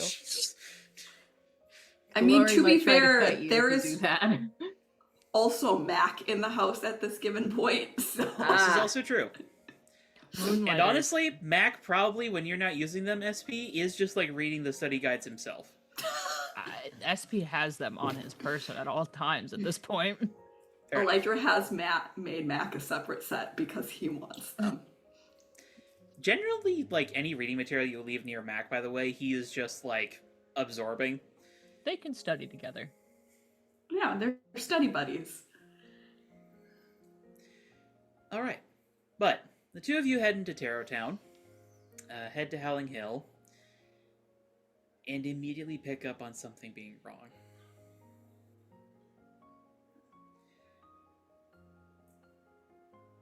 All the drapes are drawn when you approach Howling Hill. There's all sorts of flowers, like peppering the entire front, like garden area. What kind of flowers? Mostly roses. Or, wait, no, that's the wrong type of flower. Crap. What flowers do you bring to funerals again? Yep. If you Yeah. We can picture that. Yeah. So we are probably too late. She'll say to Elytra. More than likely.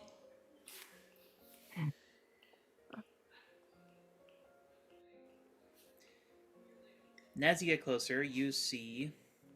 I'm trying to remember what I named her. But the Sammy? werewolf... Yes. Sorry, second. Sammy? Yeah, Sammy. You see Sammy, dressed all in black, sitting at, like, one of the kids' tables outside. And her head is just, like, fully bowed with, like, her hands tucked behind her head. And she's just, like, quietly crying. Does she look like she wants to be left alone? Hard to say. That's fair. Glare will glance at Elytra since she's not as familiar with the pack or any of them. Elytra pauses, and I think she says, I think I want to at least pay my respects, if nothing else. All right. Do you want company? I think you're more than welcome to come. And unfortunately, I guess it looks like we're not going to get anything out of this, but I mean, I don't want to be disrespectful since I don't think they really know me that well or at all.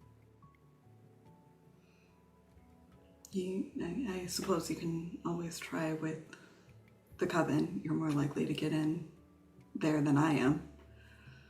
No, I meant more. I don't. Oh, no, I meant if I we don't split want to up. give the impression I'm crashing a funeral. If you do want company. But if you'd rather go by yourself, that's also reasonable.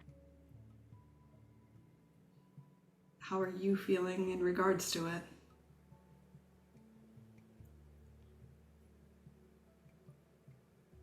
If it can go wrong, it will.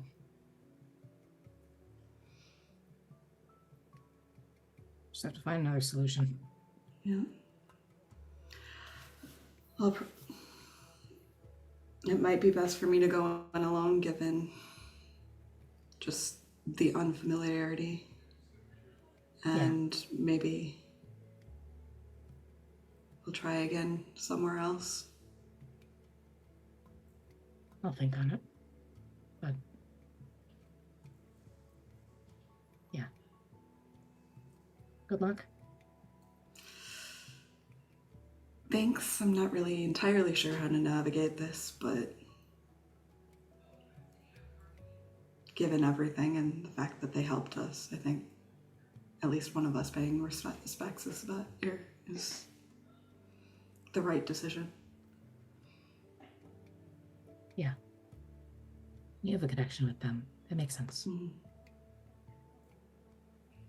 Glory will just put a hand on Electra's shoulder and squeeze it a little bit and then head off.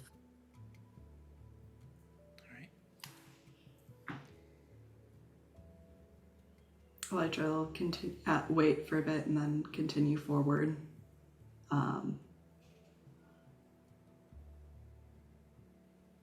If ring the buzzer if necessary. The gates are open. There's no need to ring the buzzer today.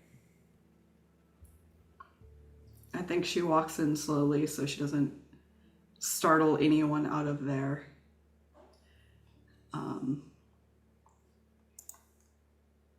grief.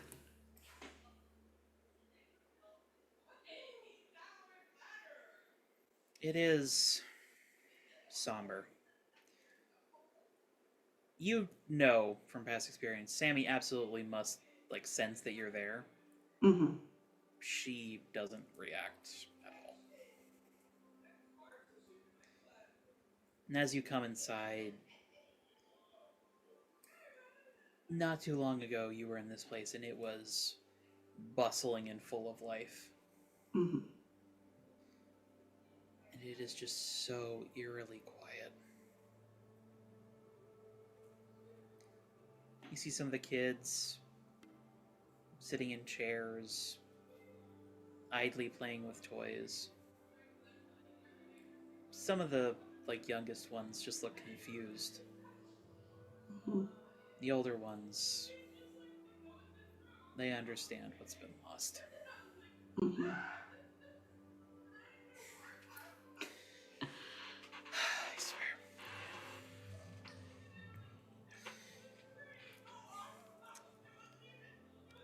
Eventually, you find where the proper, funeral is being held. Mm-hmm. In the upper levels of Howling Hill. And it is indeed a funeral. At the back end, you can see the open casket. It seems like the proper memorial part of this funeral is over, and it's more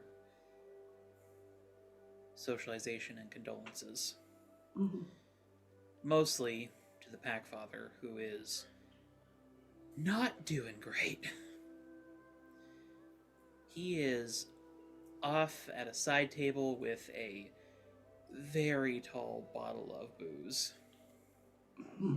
And he doesn't really talk to anybody who comes over to give their condolences. He just sort of vaguely waves or nods.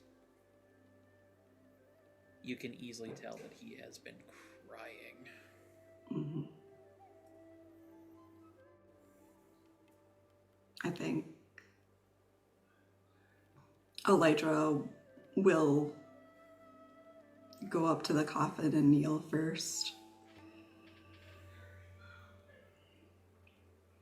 And she knows that there's really no point in whispering, but she does anyway, and she'll say, "I'm sorry. I'm sorry I didn't properly say goodbye. I will remember you and what you did for us and this city."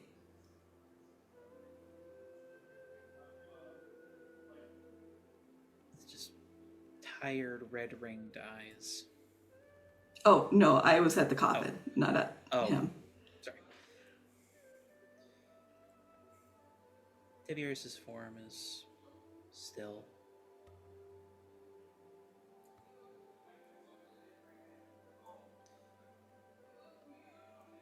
Someone comes up alongside you. It's nice of you to say those things. Did you know him? Briefly. And as you Not glance as over, much. you see what you would definitely recognize as a familiar combination of a cowboy hat and a poncho. Oh my gosh. Would The Elytra recognize this? Man. Yes. Jukebox justice was fundamental in establishing the first basis of exonatural society, basically. So you recognize someone who is aping the style of the original Coyote. Mhm.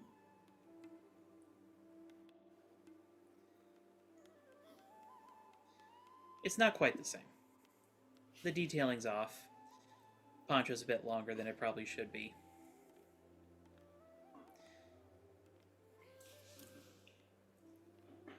But he has a similar complexion, Mhm. at least from what you've seen of old photographs of Joe Hatathli. Oh, this is gonna be so bad. I love this for HK and Moonlighter later. Elytra says, I didn't know him as long as I wish I had. But long enough.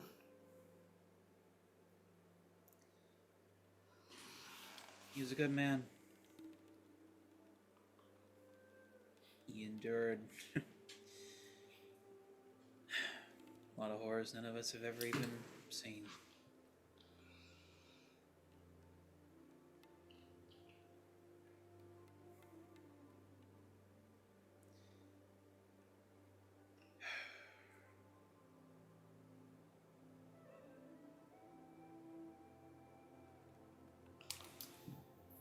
I don't know what we're gonna do without him.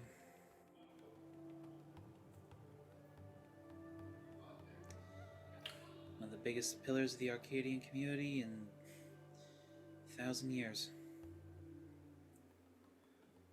And he's gone.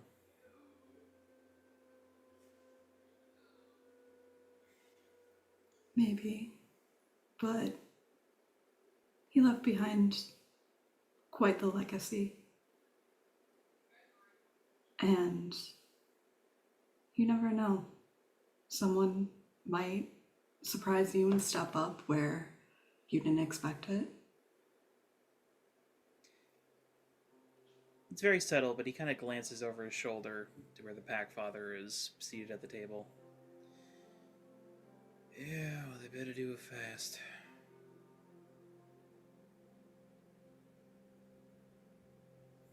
Is there anything I can do to help? Darling, I hardly know you. Don't right say, I don't think.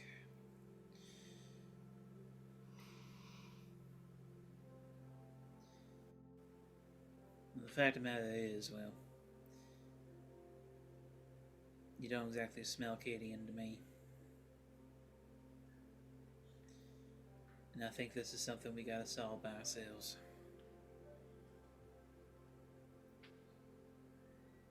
Found sometimes another perspective can be helpful in solving things.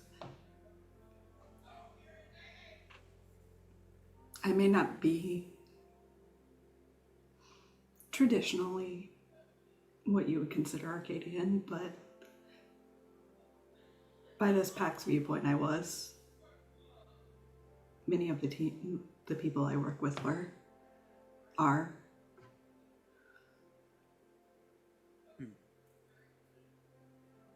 Well, allow me to properly introduce myself.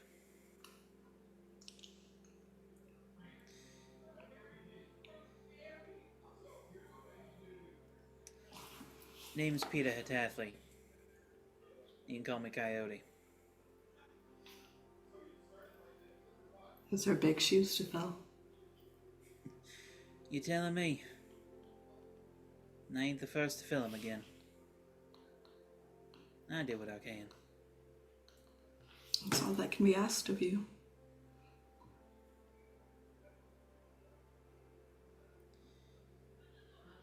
The world needs heroes like Coyote.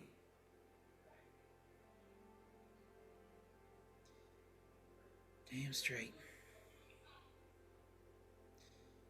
But it needs heroes like Tiberius, too. Quiet ones who don't take no credit.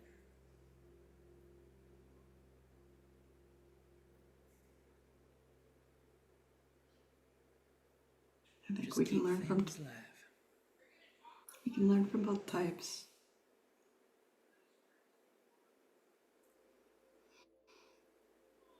True enough.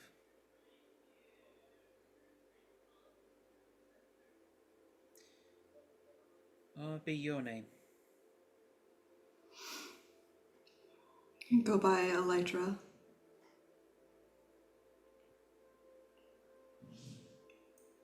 At least in the city. Pleasure to make your acquaintance. I don't think Elytra's has Elytra given the pack her actual name? I don't think so. I don't think she ever Y'all did. came here in a purely professional capacity. Yeah. I mean, she's been there a couple times, but I think she stayed as Elytra.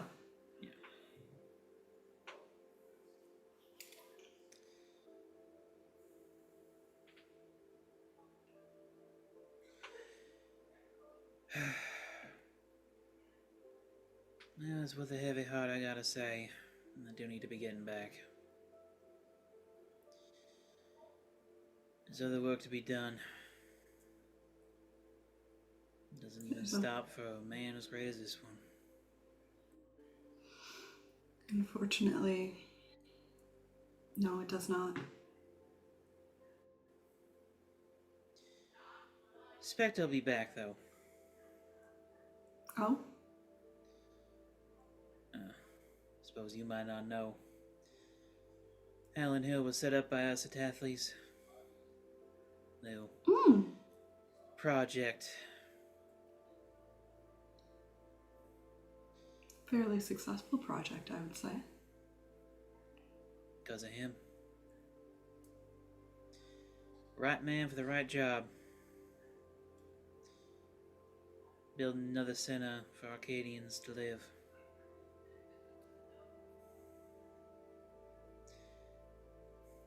Mighty fine city for it, I must say.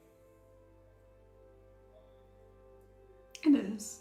It has its quirks sometimes, but it is.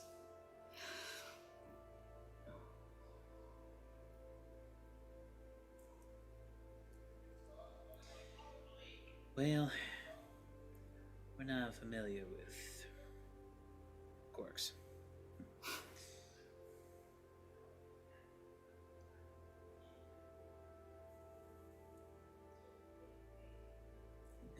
As fun as this is, I really do gotta be going. Excuse me. Elytra will let him go. I think she does, after a while, walk up to the pack father and give her condolences. He barely she'll even say- looks at you. She'll say, I'm sorry that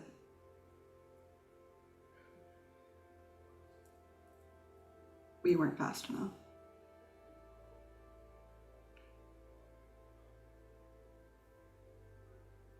He doesn't say anything.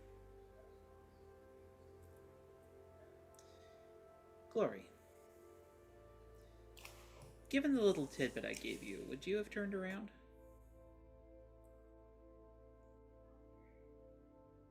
What do you mean? Watched what happened? Or just let him walk past? She'd observe.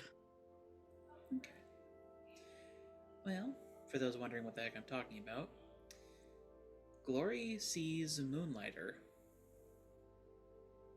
in civilian dress walking the opposite way towards Howling Hill with a bouquet of flowers in his hand.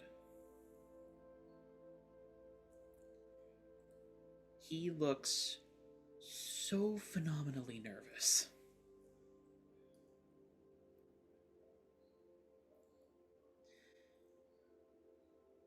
probably pauses for a little bit when he sees Sammy out front.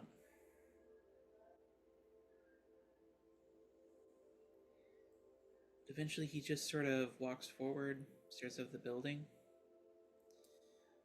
sets down the bouquet, and then just speed walks away.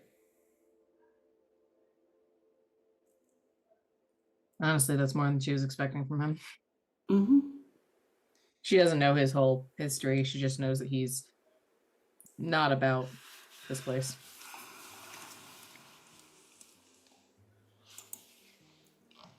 And, well, Glory, you probably also spot the new coyote as he leaves, sailing up over the city skyline. Don't really know who that is at all. I mean, you know the silhouette of Coyote. Again, Jukebox Justice is very famous. Fair enough. Hey, Crow, I have a question. Yeah? Because Moonlighter's been at the manor quite a bit recently. And I know you can pick up trace scents. Did the new coyote react at all to how Elytra smelled? If he did, he didn't show it. But then, as you said, he's got big shoes to fill. Mm-hmm. If anybody's going to be professional about their super senses, It's him. Gotta set a better example than the eavesdropping fellow, the original coyote. Listen, How many not Glory, sorry. Cynthia mentally threatened to rearrange his head multiple times. How many coyotes did it take before they figured out they shouldn't be eavesdropping like that? One Didn't after take Cynthia long. rearranged his head. Yeah. it didn't take long. Mostly because Joe actually trained his kids to not fucking do that. Do as I say, not as I do, young'uns. Exactly. This is your aunt. She's scary. Ironically, his legacy is much more responsible than he ever was. Well, he didn't know what the fuck he was doing, so. And even then, Moonlighter happened. Mm-hmm. So it goes. He did have kind of a weird little Ben Solo arc. I have no idea. But yeah, Elytra, you and Glory can reconvene. I think Glory's probably gone by the time Elytra gets Yeah. out. Yeah. Well, at some point, you can, cross information. Mm-hmm. We'll Elytra see will how- probably send a message when she's out and just say, the pack father wouldn't have talked to us at all. Anyway, he was barely pretty don't- catatonic with grief. I don't think he would have been helpful. He might have, well, it was more, or she'll say, if he had known of any notes or anything. Oh, no, I think it's, given the situation, would not have wanted either of us to ask. Mm-hmm. Agreed.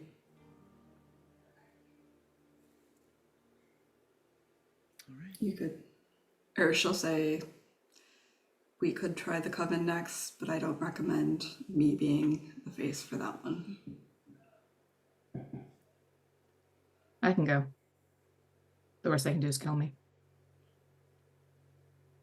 There's a please don't die response to that. You get between two sparkle emojis, no promises. There's a sad face reaction to that.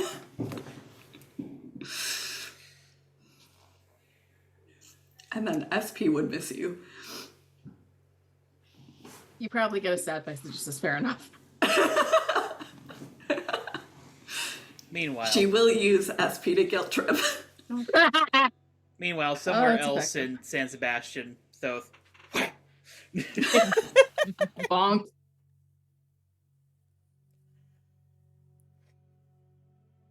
But, speaking of Thoth, Yes. or should I say Diego, Yes. shortly after Day of the Dead, You're back at Joey's, Okay. doing your usual thing. Yeah. But today, something a little different happens. Joey lets you know when you come in that he has interviewees coming in to get you some help in the kitchen. Okay. Most of them are pretty unremarkable.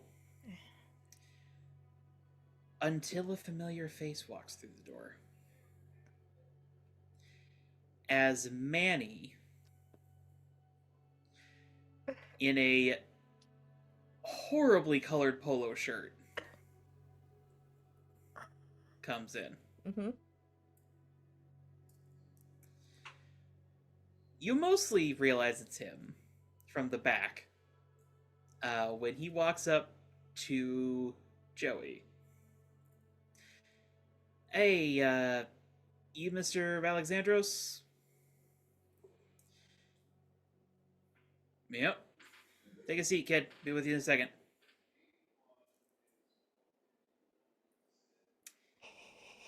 What you doing, Thoth? So am I guess, is Joey doing any sort of the front counter work he typically does, or is he just doing interviews today? Like, what is... No, he is doing some front counter work. It's mostly when it lulls down that he does the interviews. Okay. I mean, He Manny does knows I expect work you here. to take care of the counter. Yeah, he once knows he's doing the interviews. He knows, Manny knows I work here. Does he? Manny? Yeah. He came to the back door. Did he? Yeah, when Yeah, you did. he I forgot about that. yes, Manny knows I work here. Yes, selective amnesia.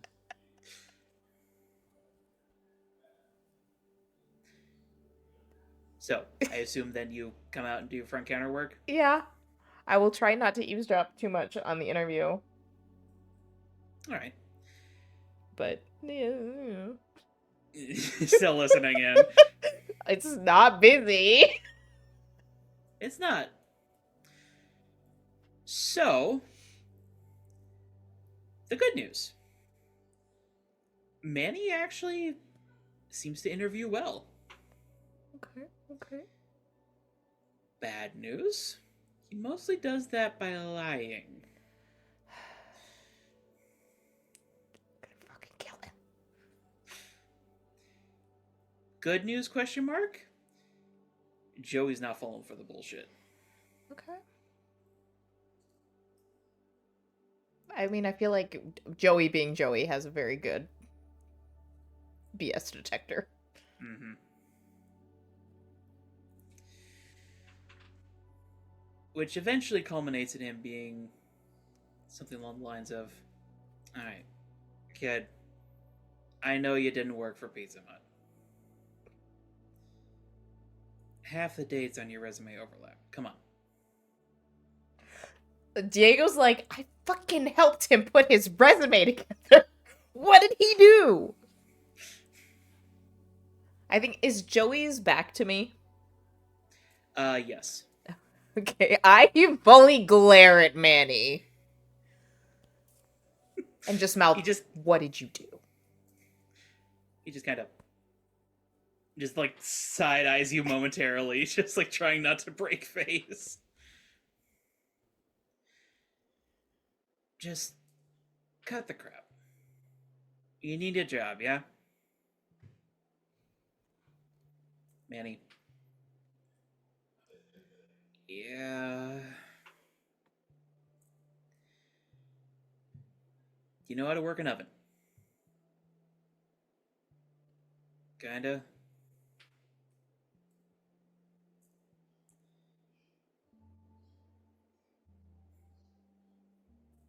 Do you know anything about food service? I know you have to wear a hairnet. Whew, boy.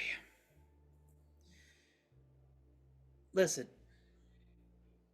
My bro D, he said this is a great place to work.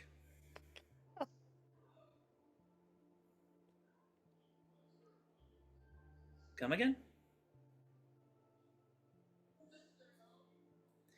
And now he like looks over to you, Diego. Manny does or Joey does or both? Joey. Just like...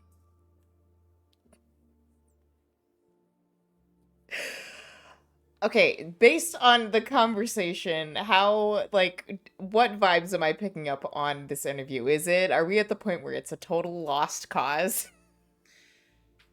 Oddly, no.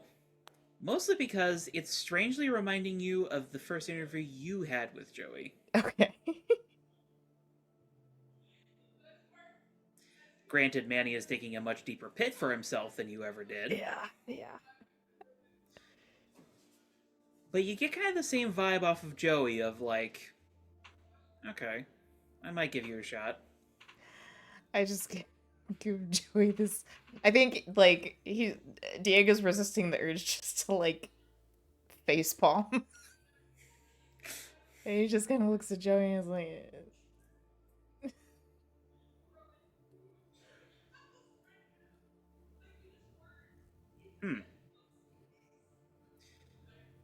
Turns back to Manny.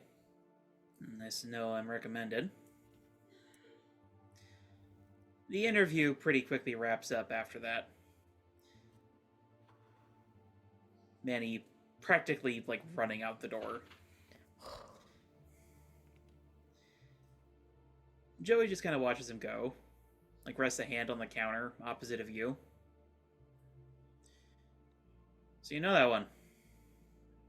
At least he knows you. we're friends.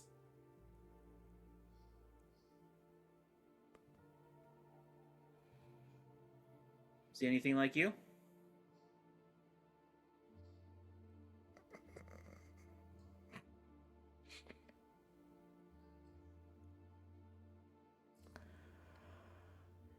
Um. Hmm. I think.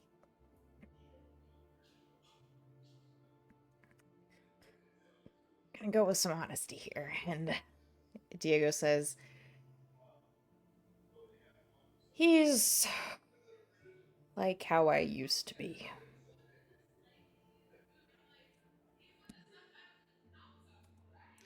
Guessing that's in a bad way.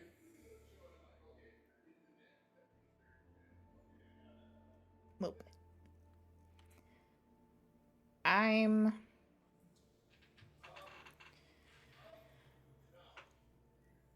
trying to convince him to get a more steady job.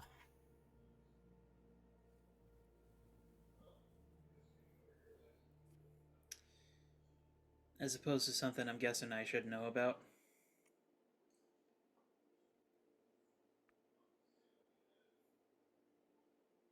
Nothing's recorded. There's nobody in here. And he holds a hand around, and it's dead right now. Yeah. Probably not.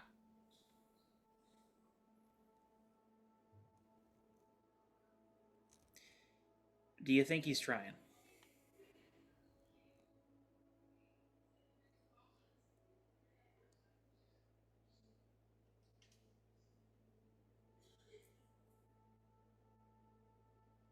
Yes. I don't know how long it'll last. But yes. You think you could work with him?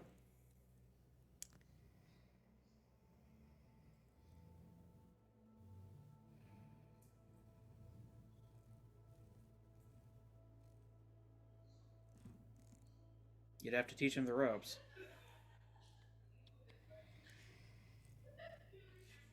Um.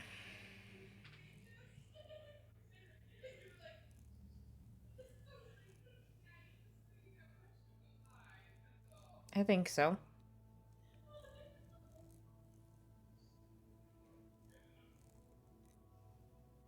All right. Door opens as a pair of customers walks in. He sort of just like nods his head for you to get back to the kitchen. Yeah. I'll go. And come 2 weeks later, Manny's hired. Manny is not prepared for Diego's Spartan pizza training. As I assumed. Yeah. Drop and give me 20. Joey's like, do you think you can work with him? Diego, I think it's a question of if he can work with me. Why do I imagine at least one Gordon Ramsay-esque moment? You, an idiot calzone. Diego makes him run laps anytime he gets a pizza wrong.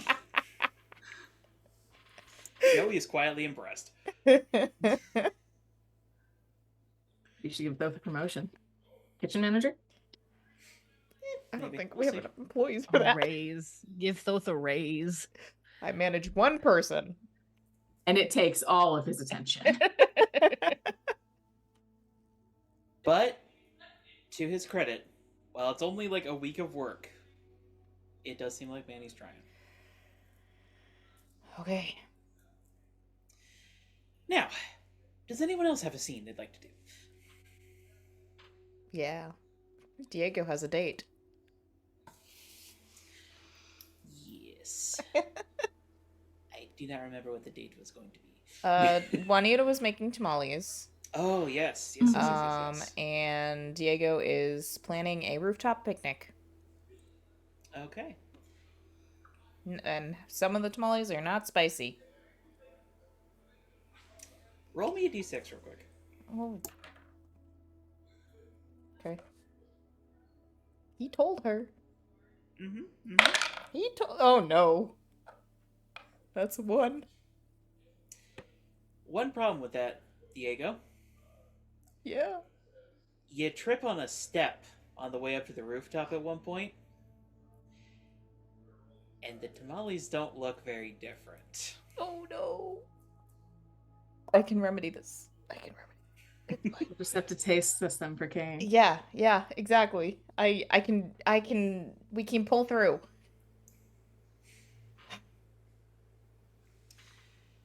Well, you do set up a nice little picnic. Yeah. There's probably lots of thick blankets and some floor cushions because it's a roof. Also worth noting, it's getting into deep November now. It's starting to get a little chilly. Like, it does not, like, snow around here, usually ever. But, like, it does still get somewhat cold. Okay. Mostly due to sea breezes. Yeah, fair. I'll bring even more blankets then. And a thermos of spiced cocoa. I think Diego is gonna be very cheesy.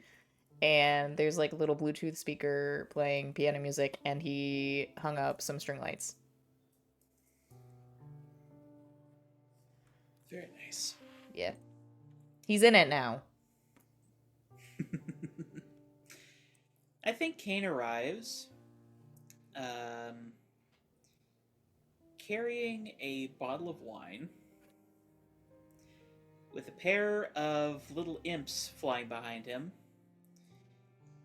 carrying a casserole dish. Okay. I looked up online that you're supposed to bring additional dishes to events like this, yes?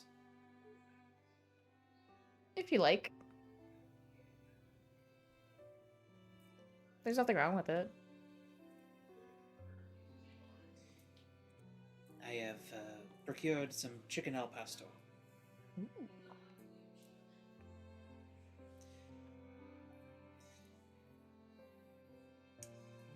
This is a 1762 vintage.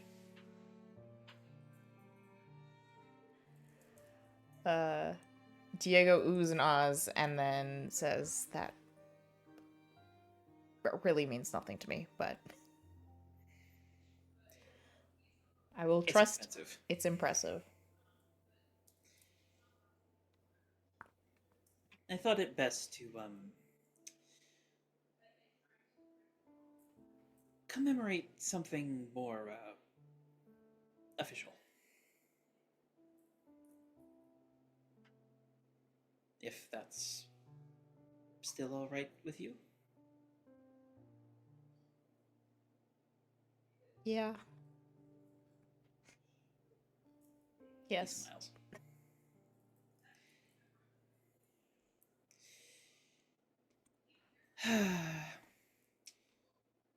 Shaughnessy,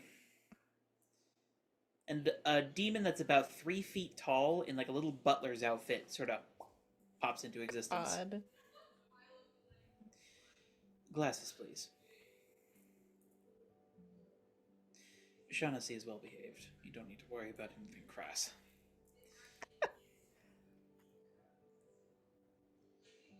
I'll trust you have it handled if there is anything. Oh, trust me, I received a stern talking to.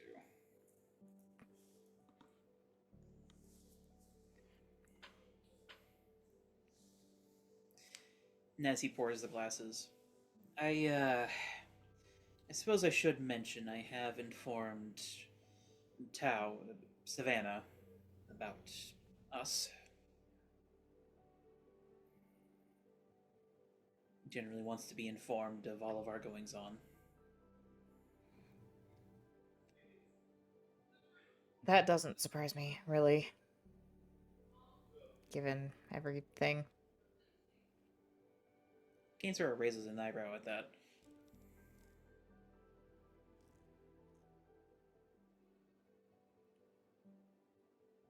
I mean, he seems to be on the up and up about everything you do. Your team, not you personally, the team. Well, yes, he's. I'd say professional, but frankly, it doesn't feel like a strong enough description.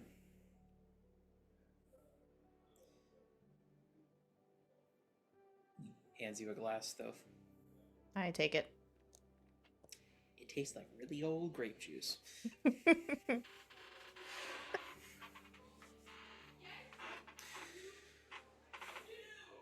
To say that Tao lives the hero life doesn't even feel like a descriptor.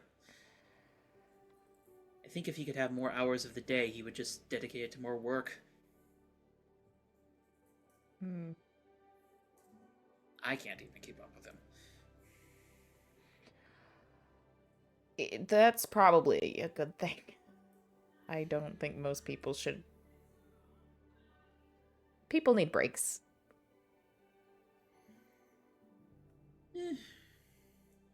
He schedules retreats for us from time to time. Team building exercises of various sorts. That's not really a break, though. I suppose. Like, time to just relax on the beach. Go to the arcade. Read a book. Watch a movie. Take a The nap. closest...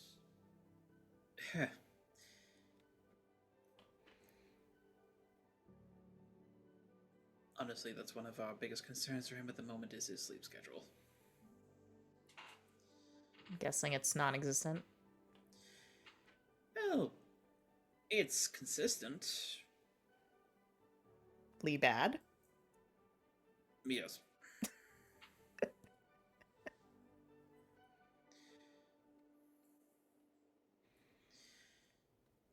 But the results don't lie.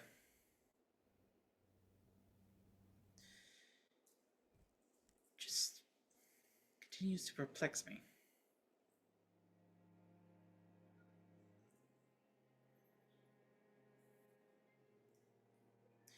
Sorry, I shouldn't be talking so much about Tao.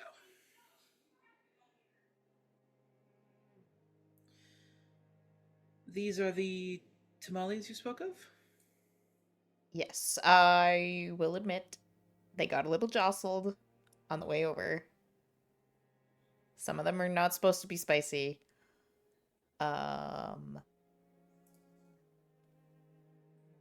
we can split one and I can try it first and make sure it's safe. I see. Very well. And Diego will pick out one of the tamales. Probably not split it in half, maybe just cut off like a little bit of the end. And we'll do a taste test.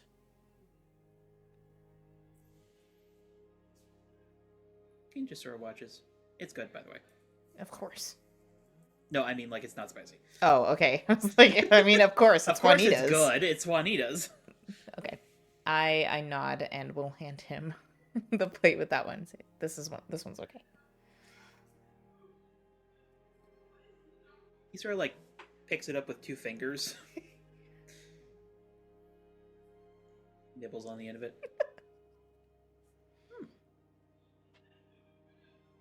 Actually takes a bite. Buttery.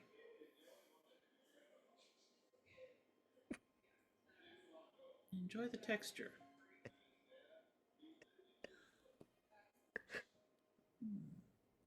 Is that a hint of lemon I taste? Why are you laughing? Do you like it? Yes. It's simple, but it's good.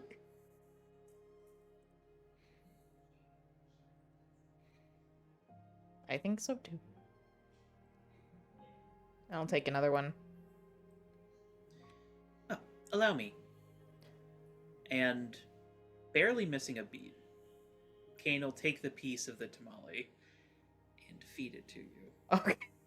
Alright.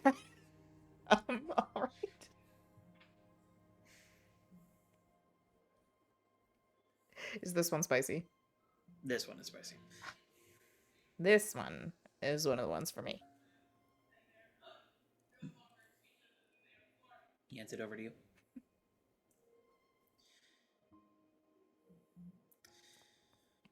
Now, while Tao is aware of things, I think it goes without saying that we want to keep this relatively quiet for the time being. I'm certain you don't want the attention that would come being my partner.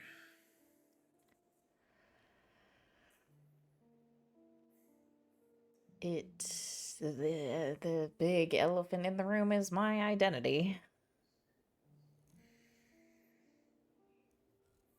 Would indeed cause some complications there. So. As unfortunately, the one aspect of the city that doesn't seem to respect our identity politics is journalists. So useful and so frustrating in equal measure.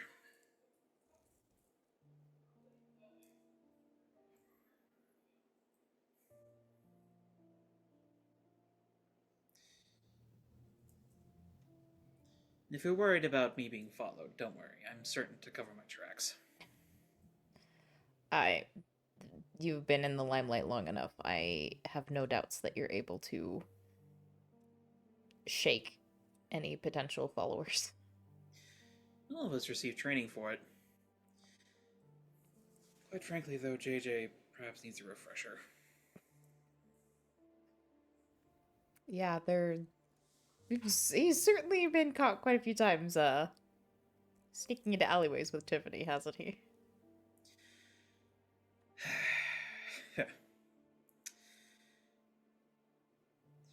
I'm glad they're happy, but I would certainly choose more hygienic places, personally. Have they considered a supply closet? I said hygienic. There's lots of cleaning products in there. You realize most of those are corrosive, right?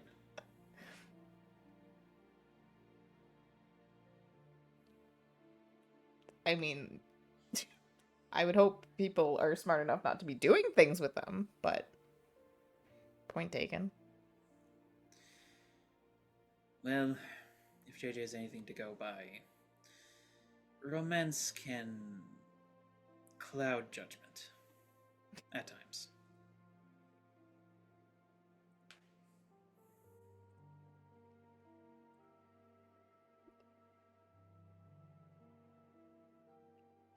Diego purses his lips and goes, mm-hmm.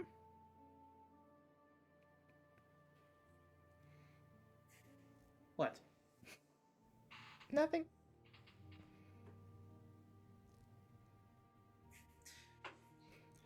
The MP summoned before.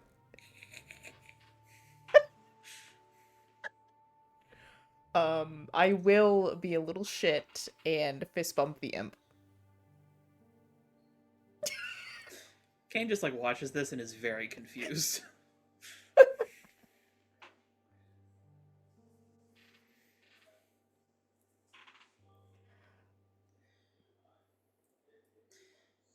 And it's a very nice picnic. Unless you have something in specific you want to talk to Kane about.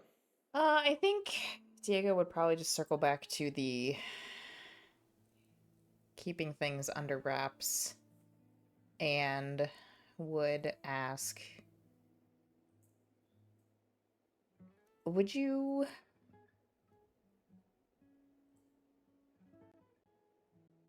have objections with me telling people in my personal life that it's you I'm seeing? Well, I would warn right away, I'm going to guess most of them won't believe you. Probably not, no. Unless, of course, I show up. But, well, I generally don't do celebrity appearances for free. I'm kidding. This is how humor works, correct? Yes, here. A plus. You just sort of like...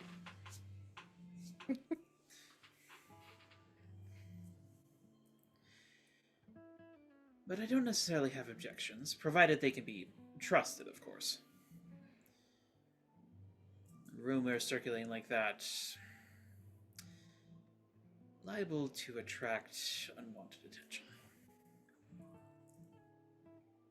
I know.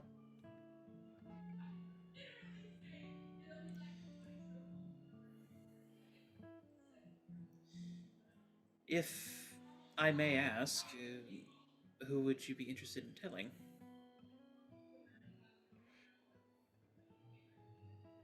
Certainly your family, of course. Yeah, don't think I missed that you haven't fucking told him that yet. No.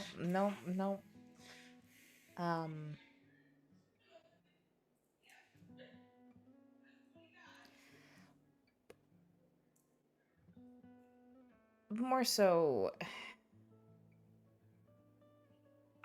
Juanita was particularly delighted. Oh, you've already told her.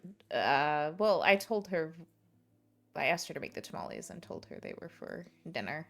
Not with whom, but they were I for see. dinner. And she was particularly excited, so. I see. Her, really. If she does have this recipe written down somewhere, I would be interested to get it.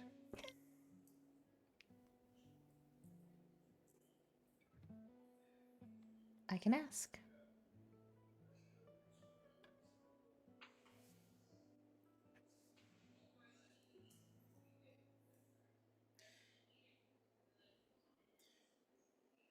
I hesitate to say that your team may know.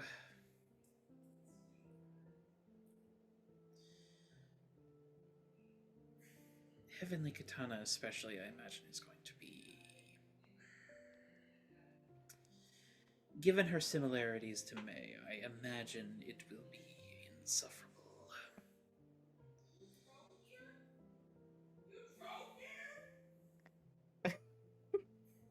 That's the people in the apartment next door. I was about to say. Yeah, probably.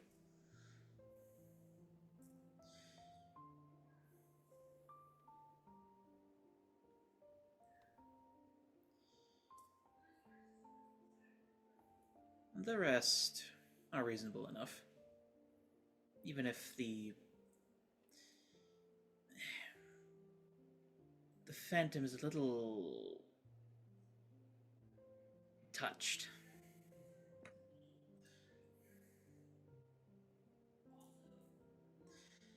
I will fucking fight him. Maybe don't say that around Glory. Oh? Yeah. Oh! Yeah. Oh heavens. I believe the turn of phrase is I will keep my mouth shut.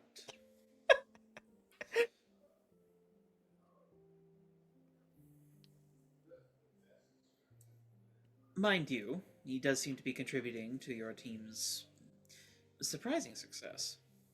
And I do not mean that as an insult in any way, it's mere.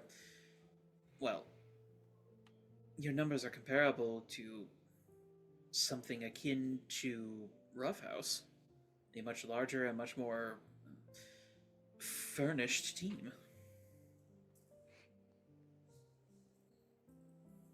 We have our own tricks up our sleeves.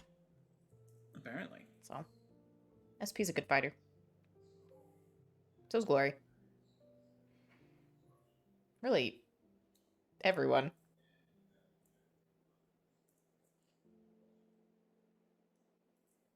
And Lytra has reconnaissance and tech. So, Despite how uneasy her abilities do make me, I do respect the fact that she has leveraged them to unique effect.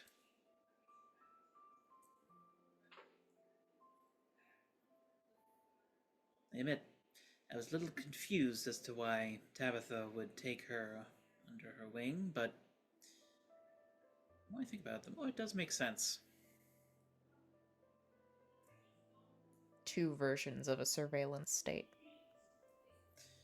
Yeah. Don't let Tabitha let you call him. Let her here call you that. You know what I mean. I think you've had a little too much wine. Perhaps.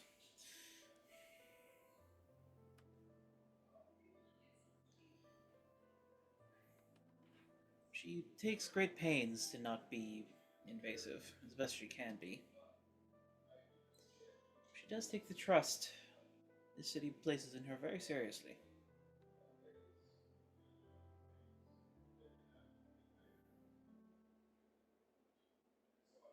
I've noticed.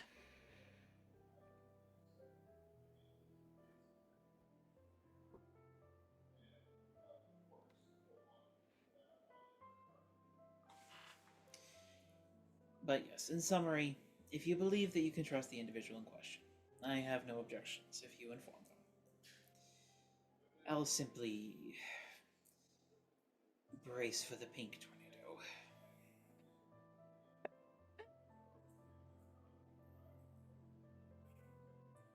Do you think she'll accept a bribe? No. Damn. Though, it may help your case if you can find a way to keep her cousins from interfering in her affairs. Cousins? Right, there was that report about. What was it? The Rainbow Rangers. There was something with a K and a U. It's one of Rainbow those Rangers. overlong titles that Japanese teams like to use.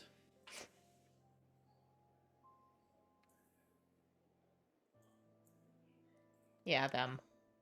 Basically. It requested a transfer of license for their stay here. They're uniquely effective. And they can be coordinated. When they're in the mood, yeah. We're trying to make them actually, do something more than preload.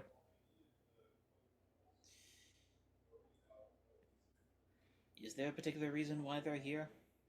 Or is it just dropping in? I Maybe. I don't know. Extended family reunion, extended family drama. Who can say? If they extend it any longer, the U.S. military is going to have something to say about it. They've been caught trying to get onto the mech force base 3 times. Well, good luck to them. Personally, I do not interact with Aegis if I have any choice in the matter.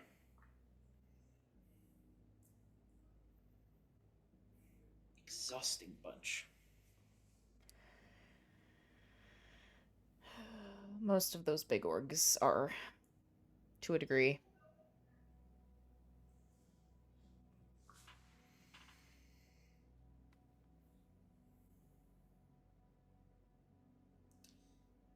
Do you have anything else you'd like to say to King? I don't think so. It just passes over the hot chocolate and they can cuddle under a blanket.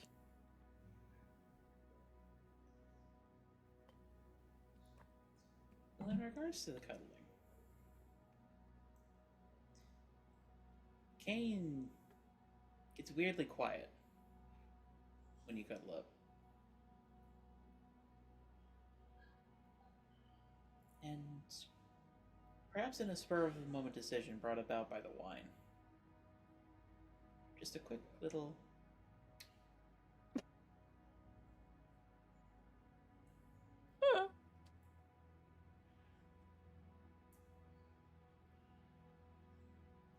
Diego just holds his hand and probably rubs circles with his thumb on the back of his palm.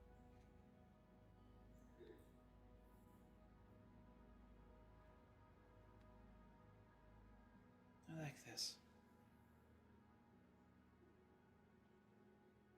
Me too. This is nice.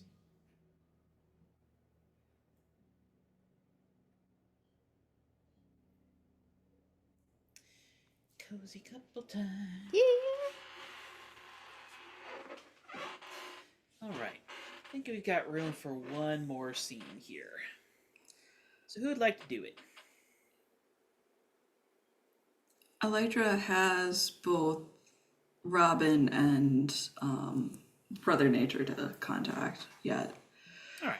I mean, that's easy enough for you to do. Like, Yeah. both of them will always answer the phone for you. Yeah, she'll need to talk.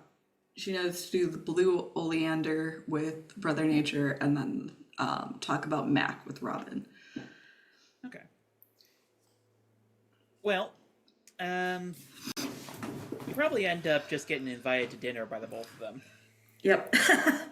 Which is fine. She owes them dinner probably anyway, so. And the topic of Mac comes up pretty immediately, because, well, Delphi's very interested to know how he's doing. As a quick side note, Mac is taking to education very well. He is already past high school. Yeah. Elytra will relay what he's studying, including the law school stuff that she initially got for SP, that he has been picking up like a fish to water. And she'll say he's still adapting to modernity as it is, and the fact that he's also kind of recovering from the Dias de los Muertos ceremonies. Robin. Yeah, I get that. Real heavy stuff. Yeah, he spoke with his mom and saw his dad for possibly the first time. Delphi. Oh, well, that's wonderful. Robin. Oh, poor kid. Yeah, his dad couldn't talk to him either.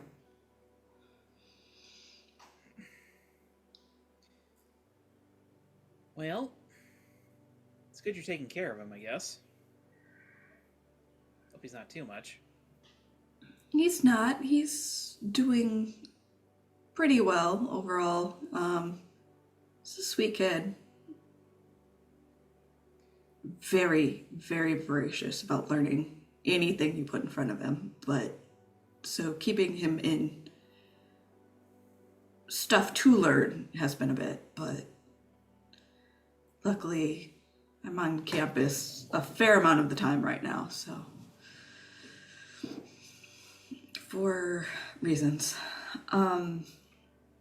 Altair. Wait, so you're giving him college textbooks? Modified college textbooks, like full-on research coursework, actually. Mainly law, like I said. We're branching into other things, but...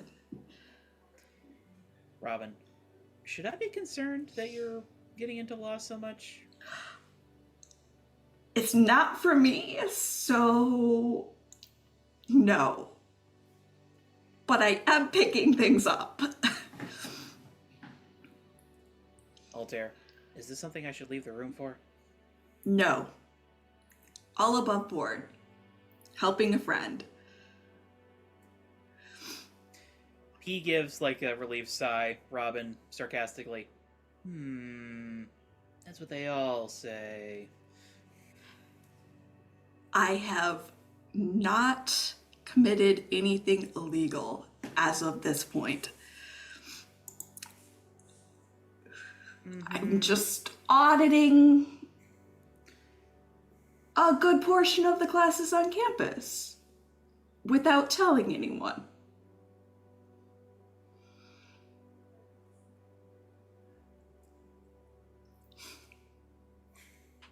Eventually she breaks.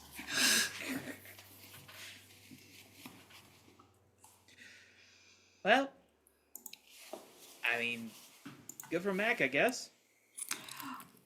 However, that does bring up a slight issue with the current arrangement, as he is currently in the care of the Misfits, and there will be times that he'll need someone else to keep an eye on him when we're out doing hero stuff. And a friend-ish mentor, TBD, suggested you, Robin, and retrospectively, I should be concerned that they suggested you to me while I was in costume. But it was a valid suggestion. Would you potentially, if there is no one else to be willing, if there's no one else to maybe watch him if we get called into an emergency situation? It would help him to know more than just our small group anyway. There's like a variety of facial expressions around the table. Robin just sort of slowly, alright. Didn't think I'd be an aunt so fast, but here we are. I didn't think I'd be a mom so fast, but the Misfits happened, and now this happened, so... Okay, well, I mean, I haven't met the kid, so... I didn't want to completely overwhelm you nor him in this juncture, but if you get... If I wanted to let you think about the idea first before bringing him here, because I don't think hearing rejection right now is what he needs. In case you're not able to do it. I mean, they are gonna be. Altair just like looking at her out of the corner of his eye, like.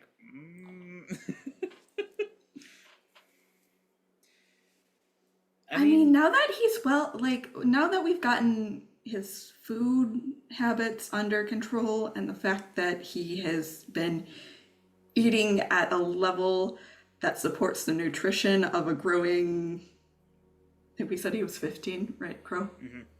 15-year-old-ish boy. I think we have the worst of it under control.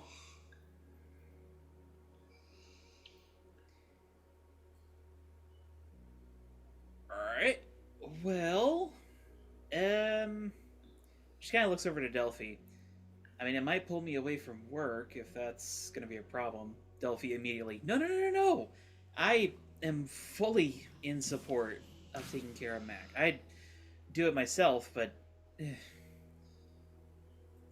don't take this the wrong way, dear, she says to you, Elytra. But I did not feel particularly safe going out to the manor. You know, that's a valid point, and I understand that completely, and I can adjust my visit schedule so we can see each other more frequently where I am here versus forcing you to travel out to the manor. That would be appreciated. Thank you. I do have a request of you, Delphi. Can you possibly have those long pork recipes sent over to me, seeing as we do have a new house guest that might actually utilize them?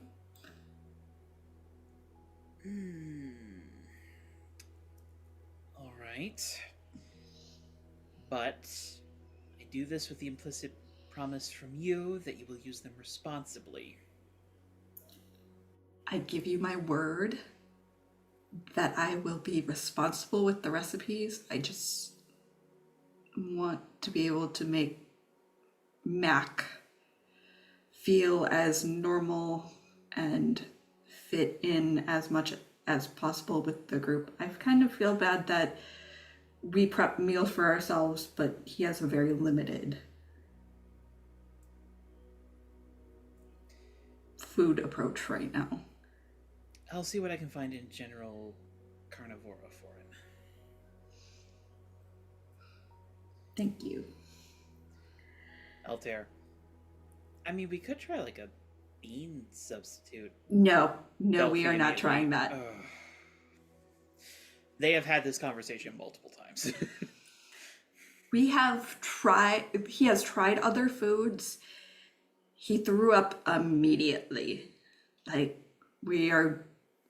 Long pork is ethically sourced, and he is an obligate carnivore as far as we can tell. So no, we cannot substitute right now at all. Maybe like a protein mix? Delphi just like slowly looks over to him like, shut up. You know what? Let's table that for now. I have a different project you can focus on though. Altair sort of like sits up a little bit. Okay. I mean, do you need me to watch him too? I mean, that would be great if you could occasionally come in and check in with him. I'm sure another male figure in his life would be great, and I think he would love to learn about plants. But this is more of a friend favor.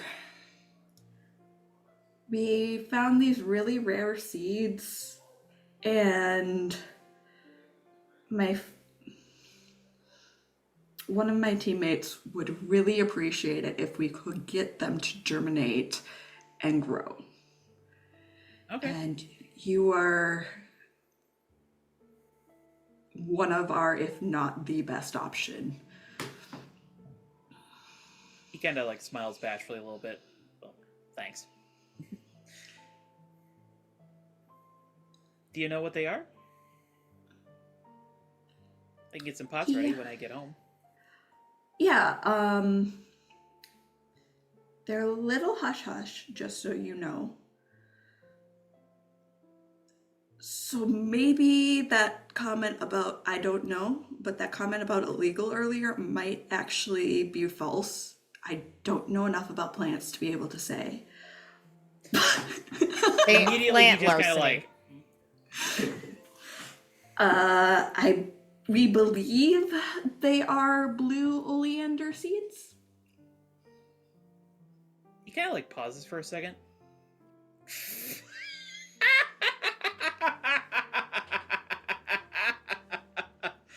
Oh my gosh, you had me worried for a second there. That's Elytra funny. looks at him deadpan, is like, and just slowly shakes her head like, I'm not joking. What? No, that.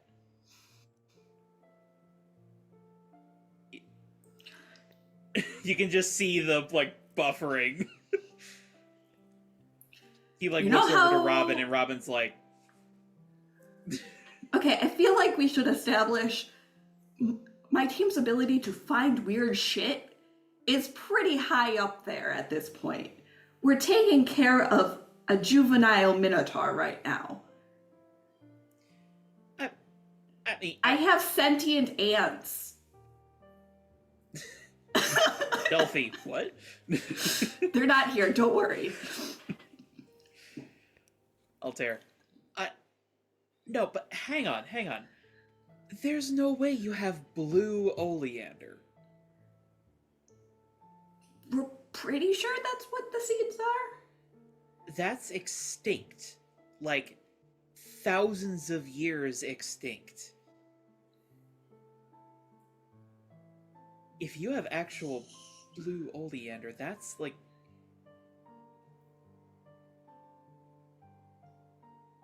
No, So not illegal though. I mean, no, mostly because it died out long before there were modern laws. So That's like that would be the prize of an archdruid's grove. And you just found them? So yes, but for the foreseeable future, we need you to be quiet about us finding them. I know there's a lot of good things. They're like really big discoveries that come with this. And I promise that once we've dealt with our shit that revolves around it, you can reveal it to the world. You can take credit. But I mean, first I want to make sure that it's actually blue oleander, because... I have the seed in my things. I can give it to you. I just need you. I don't think you understand. I need you to be very, very quiet about having this. Like, is there, above the table, is there like a code name for how quiet the blackout thing is? Is there a case file on the blackout thing specifically? Yes, not necessarily like a code name for it. But There is something you would know from the Ultras of something being Citadel class confidential. this is arguably Citadel class confidentiality right now.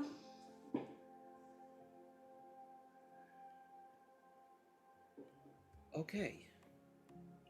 And you do see like that sort of reset that you do see in Altair sometimes where it's like, okay, Ultra's time, gotta lock in a little bit. I don't know how many people it could affect, but it affects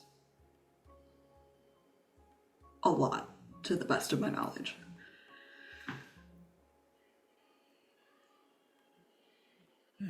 Okay then.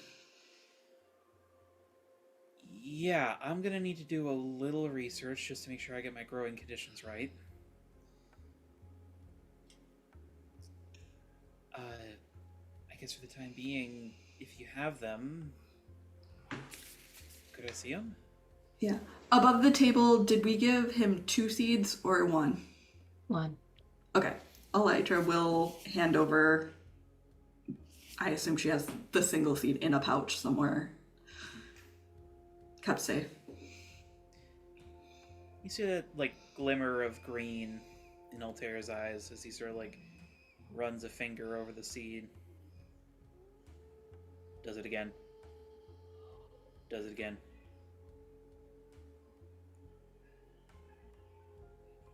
Holy fucking shit! And that's where we're cutting for tonight.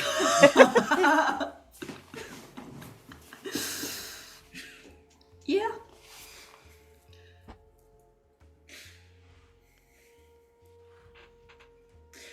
Nice. So, you basically walked up to a plant nerd and went, "Hey, I have the thing that will make your fucking life.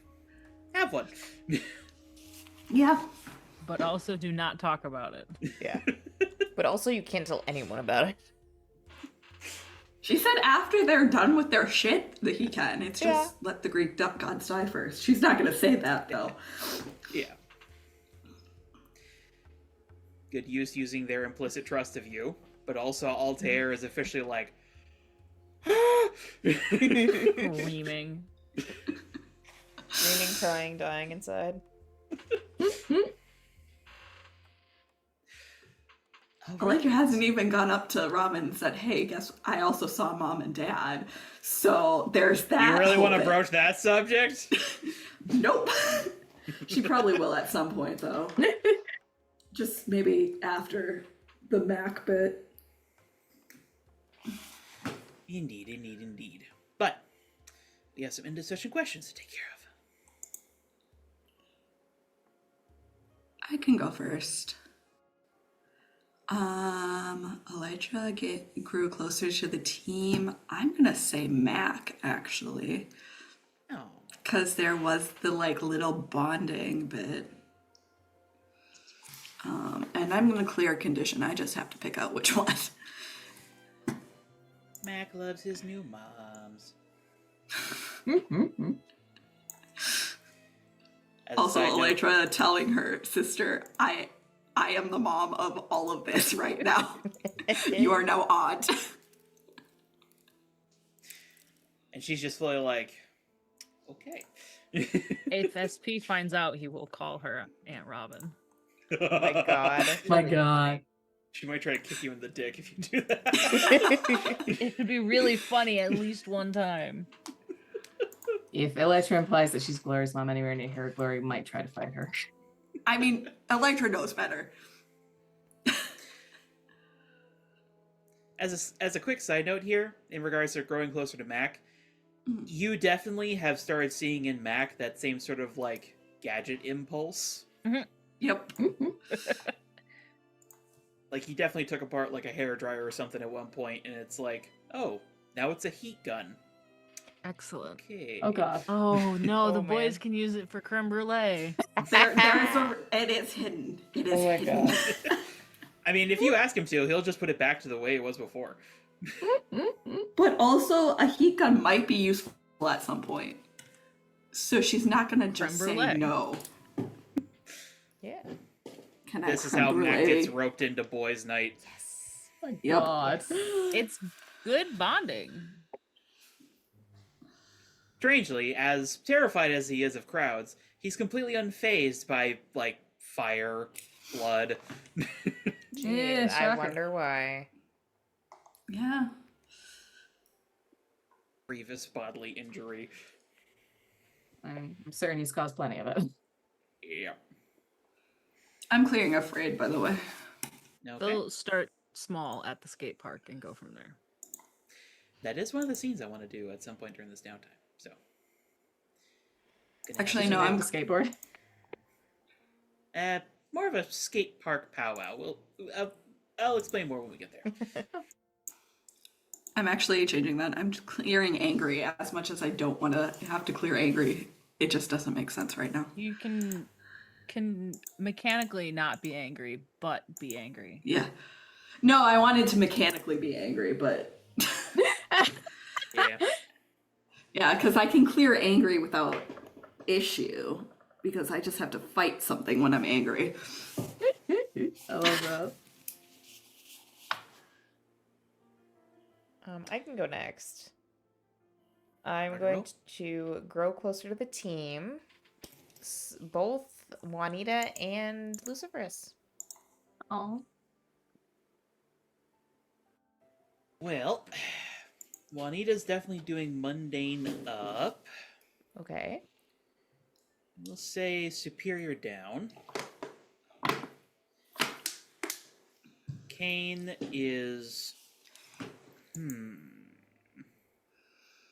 also mundane up,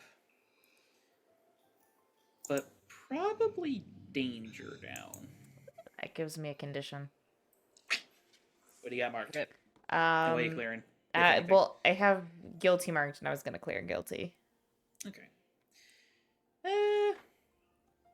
Let's say Mark Afraid. A little bit of what Luciferus was talking about was getting to you, perhaps. Like, what happens if this does get blown out into the public unexpectedly? Yeah, that's fair.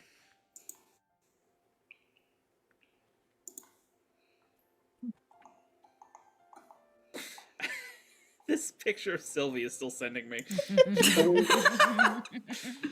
I want that as a react image. The glare. Yes. With like the Just really stare. darker coloration on her eyes too, it looks extra dramatic. I Mhm. know. Boring into your soul. She got that natural eyeliner. Oh my god, it's so bad when she's like in a doorway and it's dark on the other side because it's just black pits staring at you. the Oh, entire God. time. God, no. Like don't that want at that. night with Lily, you just see the eyes staring at yeah. you. Like, Sylvie, you look possessed. Stop. Oh, she might be. She could. I mean, Possessed it's by true. the Fae. She's Yeah. possessed by the soul of chaos. Yes, that is true. All right. That was Thoth. SP's gonna grow closer to the team. He's gonna grow closer to Elytra, Glory, and Thoth, because Oh. everybody's helping him study, and he had a time with Glory. It was fun because he was with Glory, but also it's not fun because it was really serious. But he's not the brightest, and he has dug himself into a hole. And at I least was just waiting for you to fail one of those rolls because I was like, and family dinner, let's go. Oh boy. what's the worst that could happen? I can go first with Elytra. I'm gonna say, and this is partially just because of what he's asking Elytra to do, or like what Elytra's doing for him. Freak up because Elytra is using her powers a lot to gather all of this intel beyond what she thought she could do. And then danger down because she's trying to reduce the danger of this impending dinner. I can go next. Thoth is shifting danger up and superior down. Because he's had SP has had plenty of time to come up with a contingency plan for this and has not. No, he's been too busy making out with Glory and painting walls. Been getting too frisky in the supply closet. Oh my god. In a shift I'm not sure I've really expected to make for SP, Glory is going to say superior up, danger down. She was honestly expecting him to just fucking wing this thing. And he sat That's down true. and is doing a month of fucking studying so that he doesn't fall on his face, hopefully, in this dinner. And she's impressed with the dedication, even though, admittedly, this is not really his thing. This is definitely not his thing. But much like she respects him for throwing himself into the battle, despite not necessarily having powers beyond regeneration and kung fu, she respects him throwing himself into this fully much the same way. That's how he handles things. Just fling yourself into the danger or the studying. Yeah, but she expected him to fling himself into the dinner, no studying. So superior up because she's impressed with the dedication. I have dodged all conditions. No, No he got his extremes. luck back. Yeah.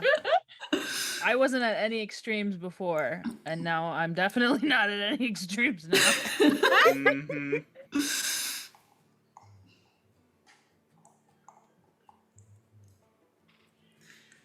It's just like a lot of zeros and ones now. All right. I think that leaves Glory. I was debating what she would actually do with this for most of this session, but I do think she's actually going to grow away from the team. Oh shit. For a few reasons. Mostly leaning on the she's feeling detached part of it, because there's a lot of things going on, and she really doesn't want to take anyone's attention away from them, even though she has her own problems to deal with. She was a little put out by not really being in a position where she could support Elytra also at Howling Hills, and then following that with like the kind of 1-2 punch of she's got to go face the coven by herself. She is not taking away influence from Elytra because she doesn't think that's Elytra's fault. But I would, if the option is available, like to take a condition instead. So she's basically anticipating Elytra should not talk to the coven. She doesn't want to put Thoth in the situation where he has to because they were being weird about him. SP has other things to deal with the studying, and quite frankly, she doesn't trust HK to behave herself. So she's anticipating having to go alone and having to mark her doom track if that goes badly. Okay. Falling back on some bad habits, perhaps. Glory, no! Whether or not she tells anyone that she's going by herself and when, I'm not sure. Oh boy. Okay. Gonna lock and load that scene for next time. I don't know if she'll do it next time necessarily. She knows she has to do it eventually, but like... Well, my hope, we'll see if we can get there, is that next session we'll wrap up the downtime. Then we can start getting to the next arc, which again, I'm hoping will be a stress reliever. By that plan, I will be out of the country. Right, because you've got the... The 10th and the 18th, I am gone. Right. Yeah, we will. SP is consumed by studying. We will need everybody for the next arc, though. We can talk about that later. Yeah. We'll figure it out. Touch base on that later. As for your condition, though, do you have any marked currently? I have angry marked.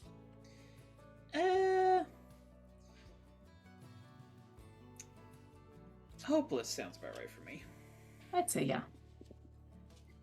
Yeah, and also, Tiberius having already been dead, she was like, well, shit, because she knew she couldn't save him anyways based on the time he had left, but it's hitting her extra hard that all she does is hurt things.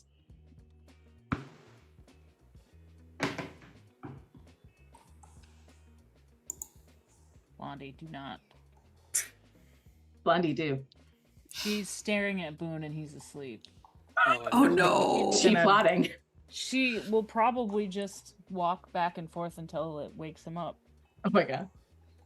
Could be worse. Sinister. Could be Here, leave him pouncing. alone. He's sleeping. Never. With that, we will call this session to a close. Thank you all very much for joining us this evening. Join us next time, where hopefully we will have Jenna and we can discuss some of the fair few scenes I realize involve her now. So, yeah. Jenna, come back. All of you, come back. Watch us again. Enjoy. Tess's mom, if you're watching this, hi. She was to a point. I don't know if she's still on. I guess we'll see. For the time being, though, have a good night. Bye-bye. Bye.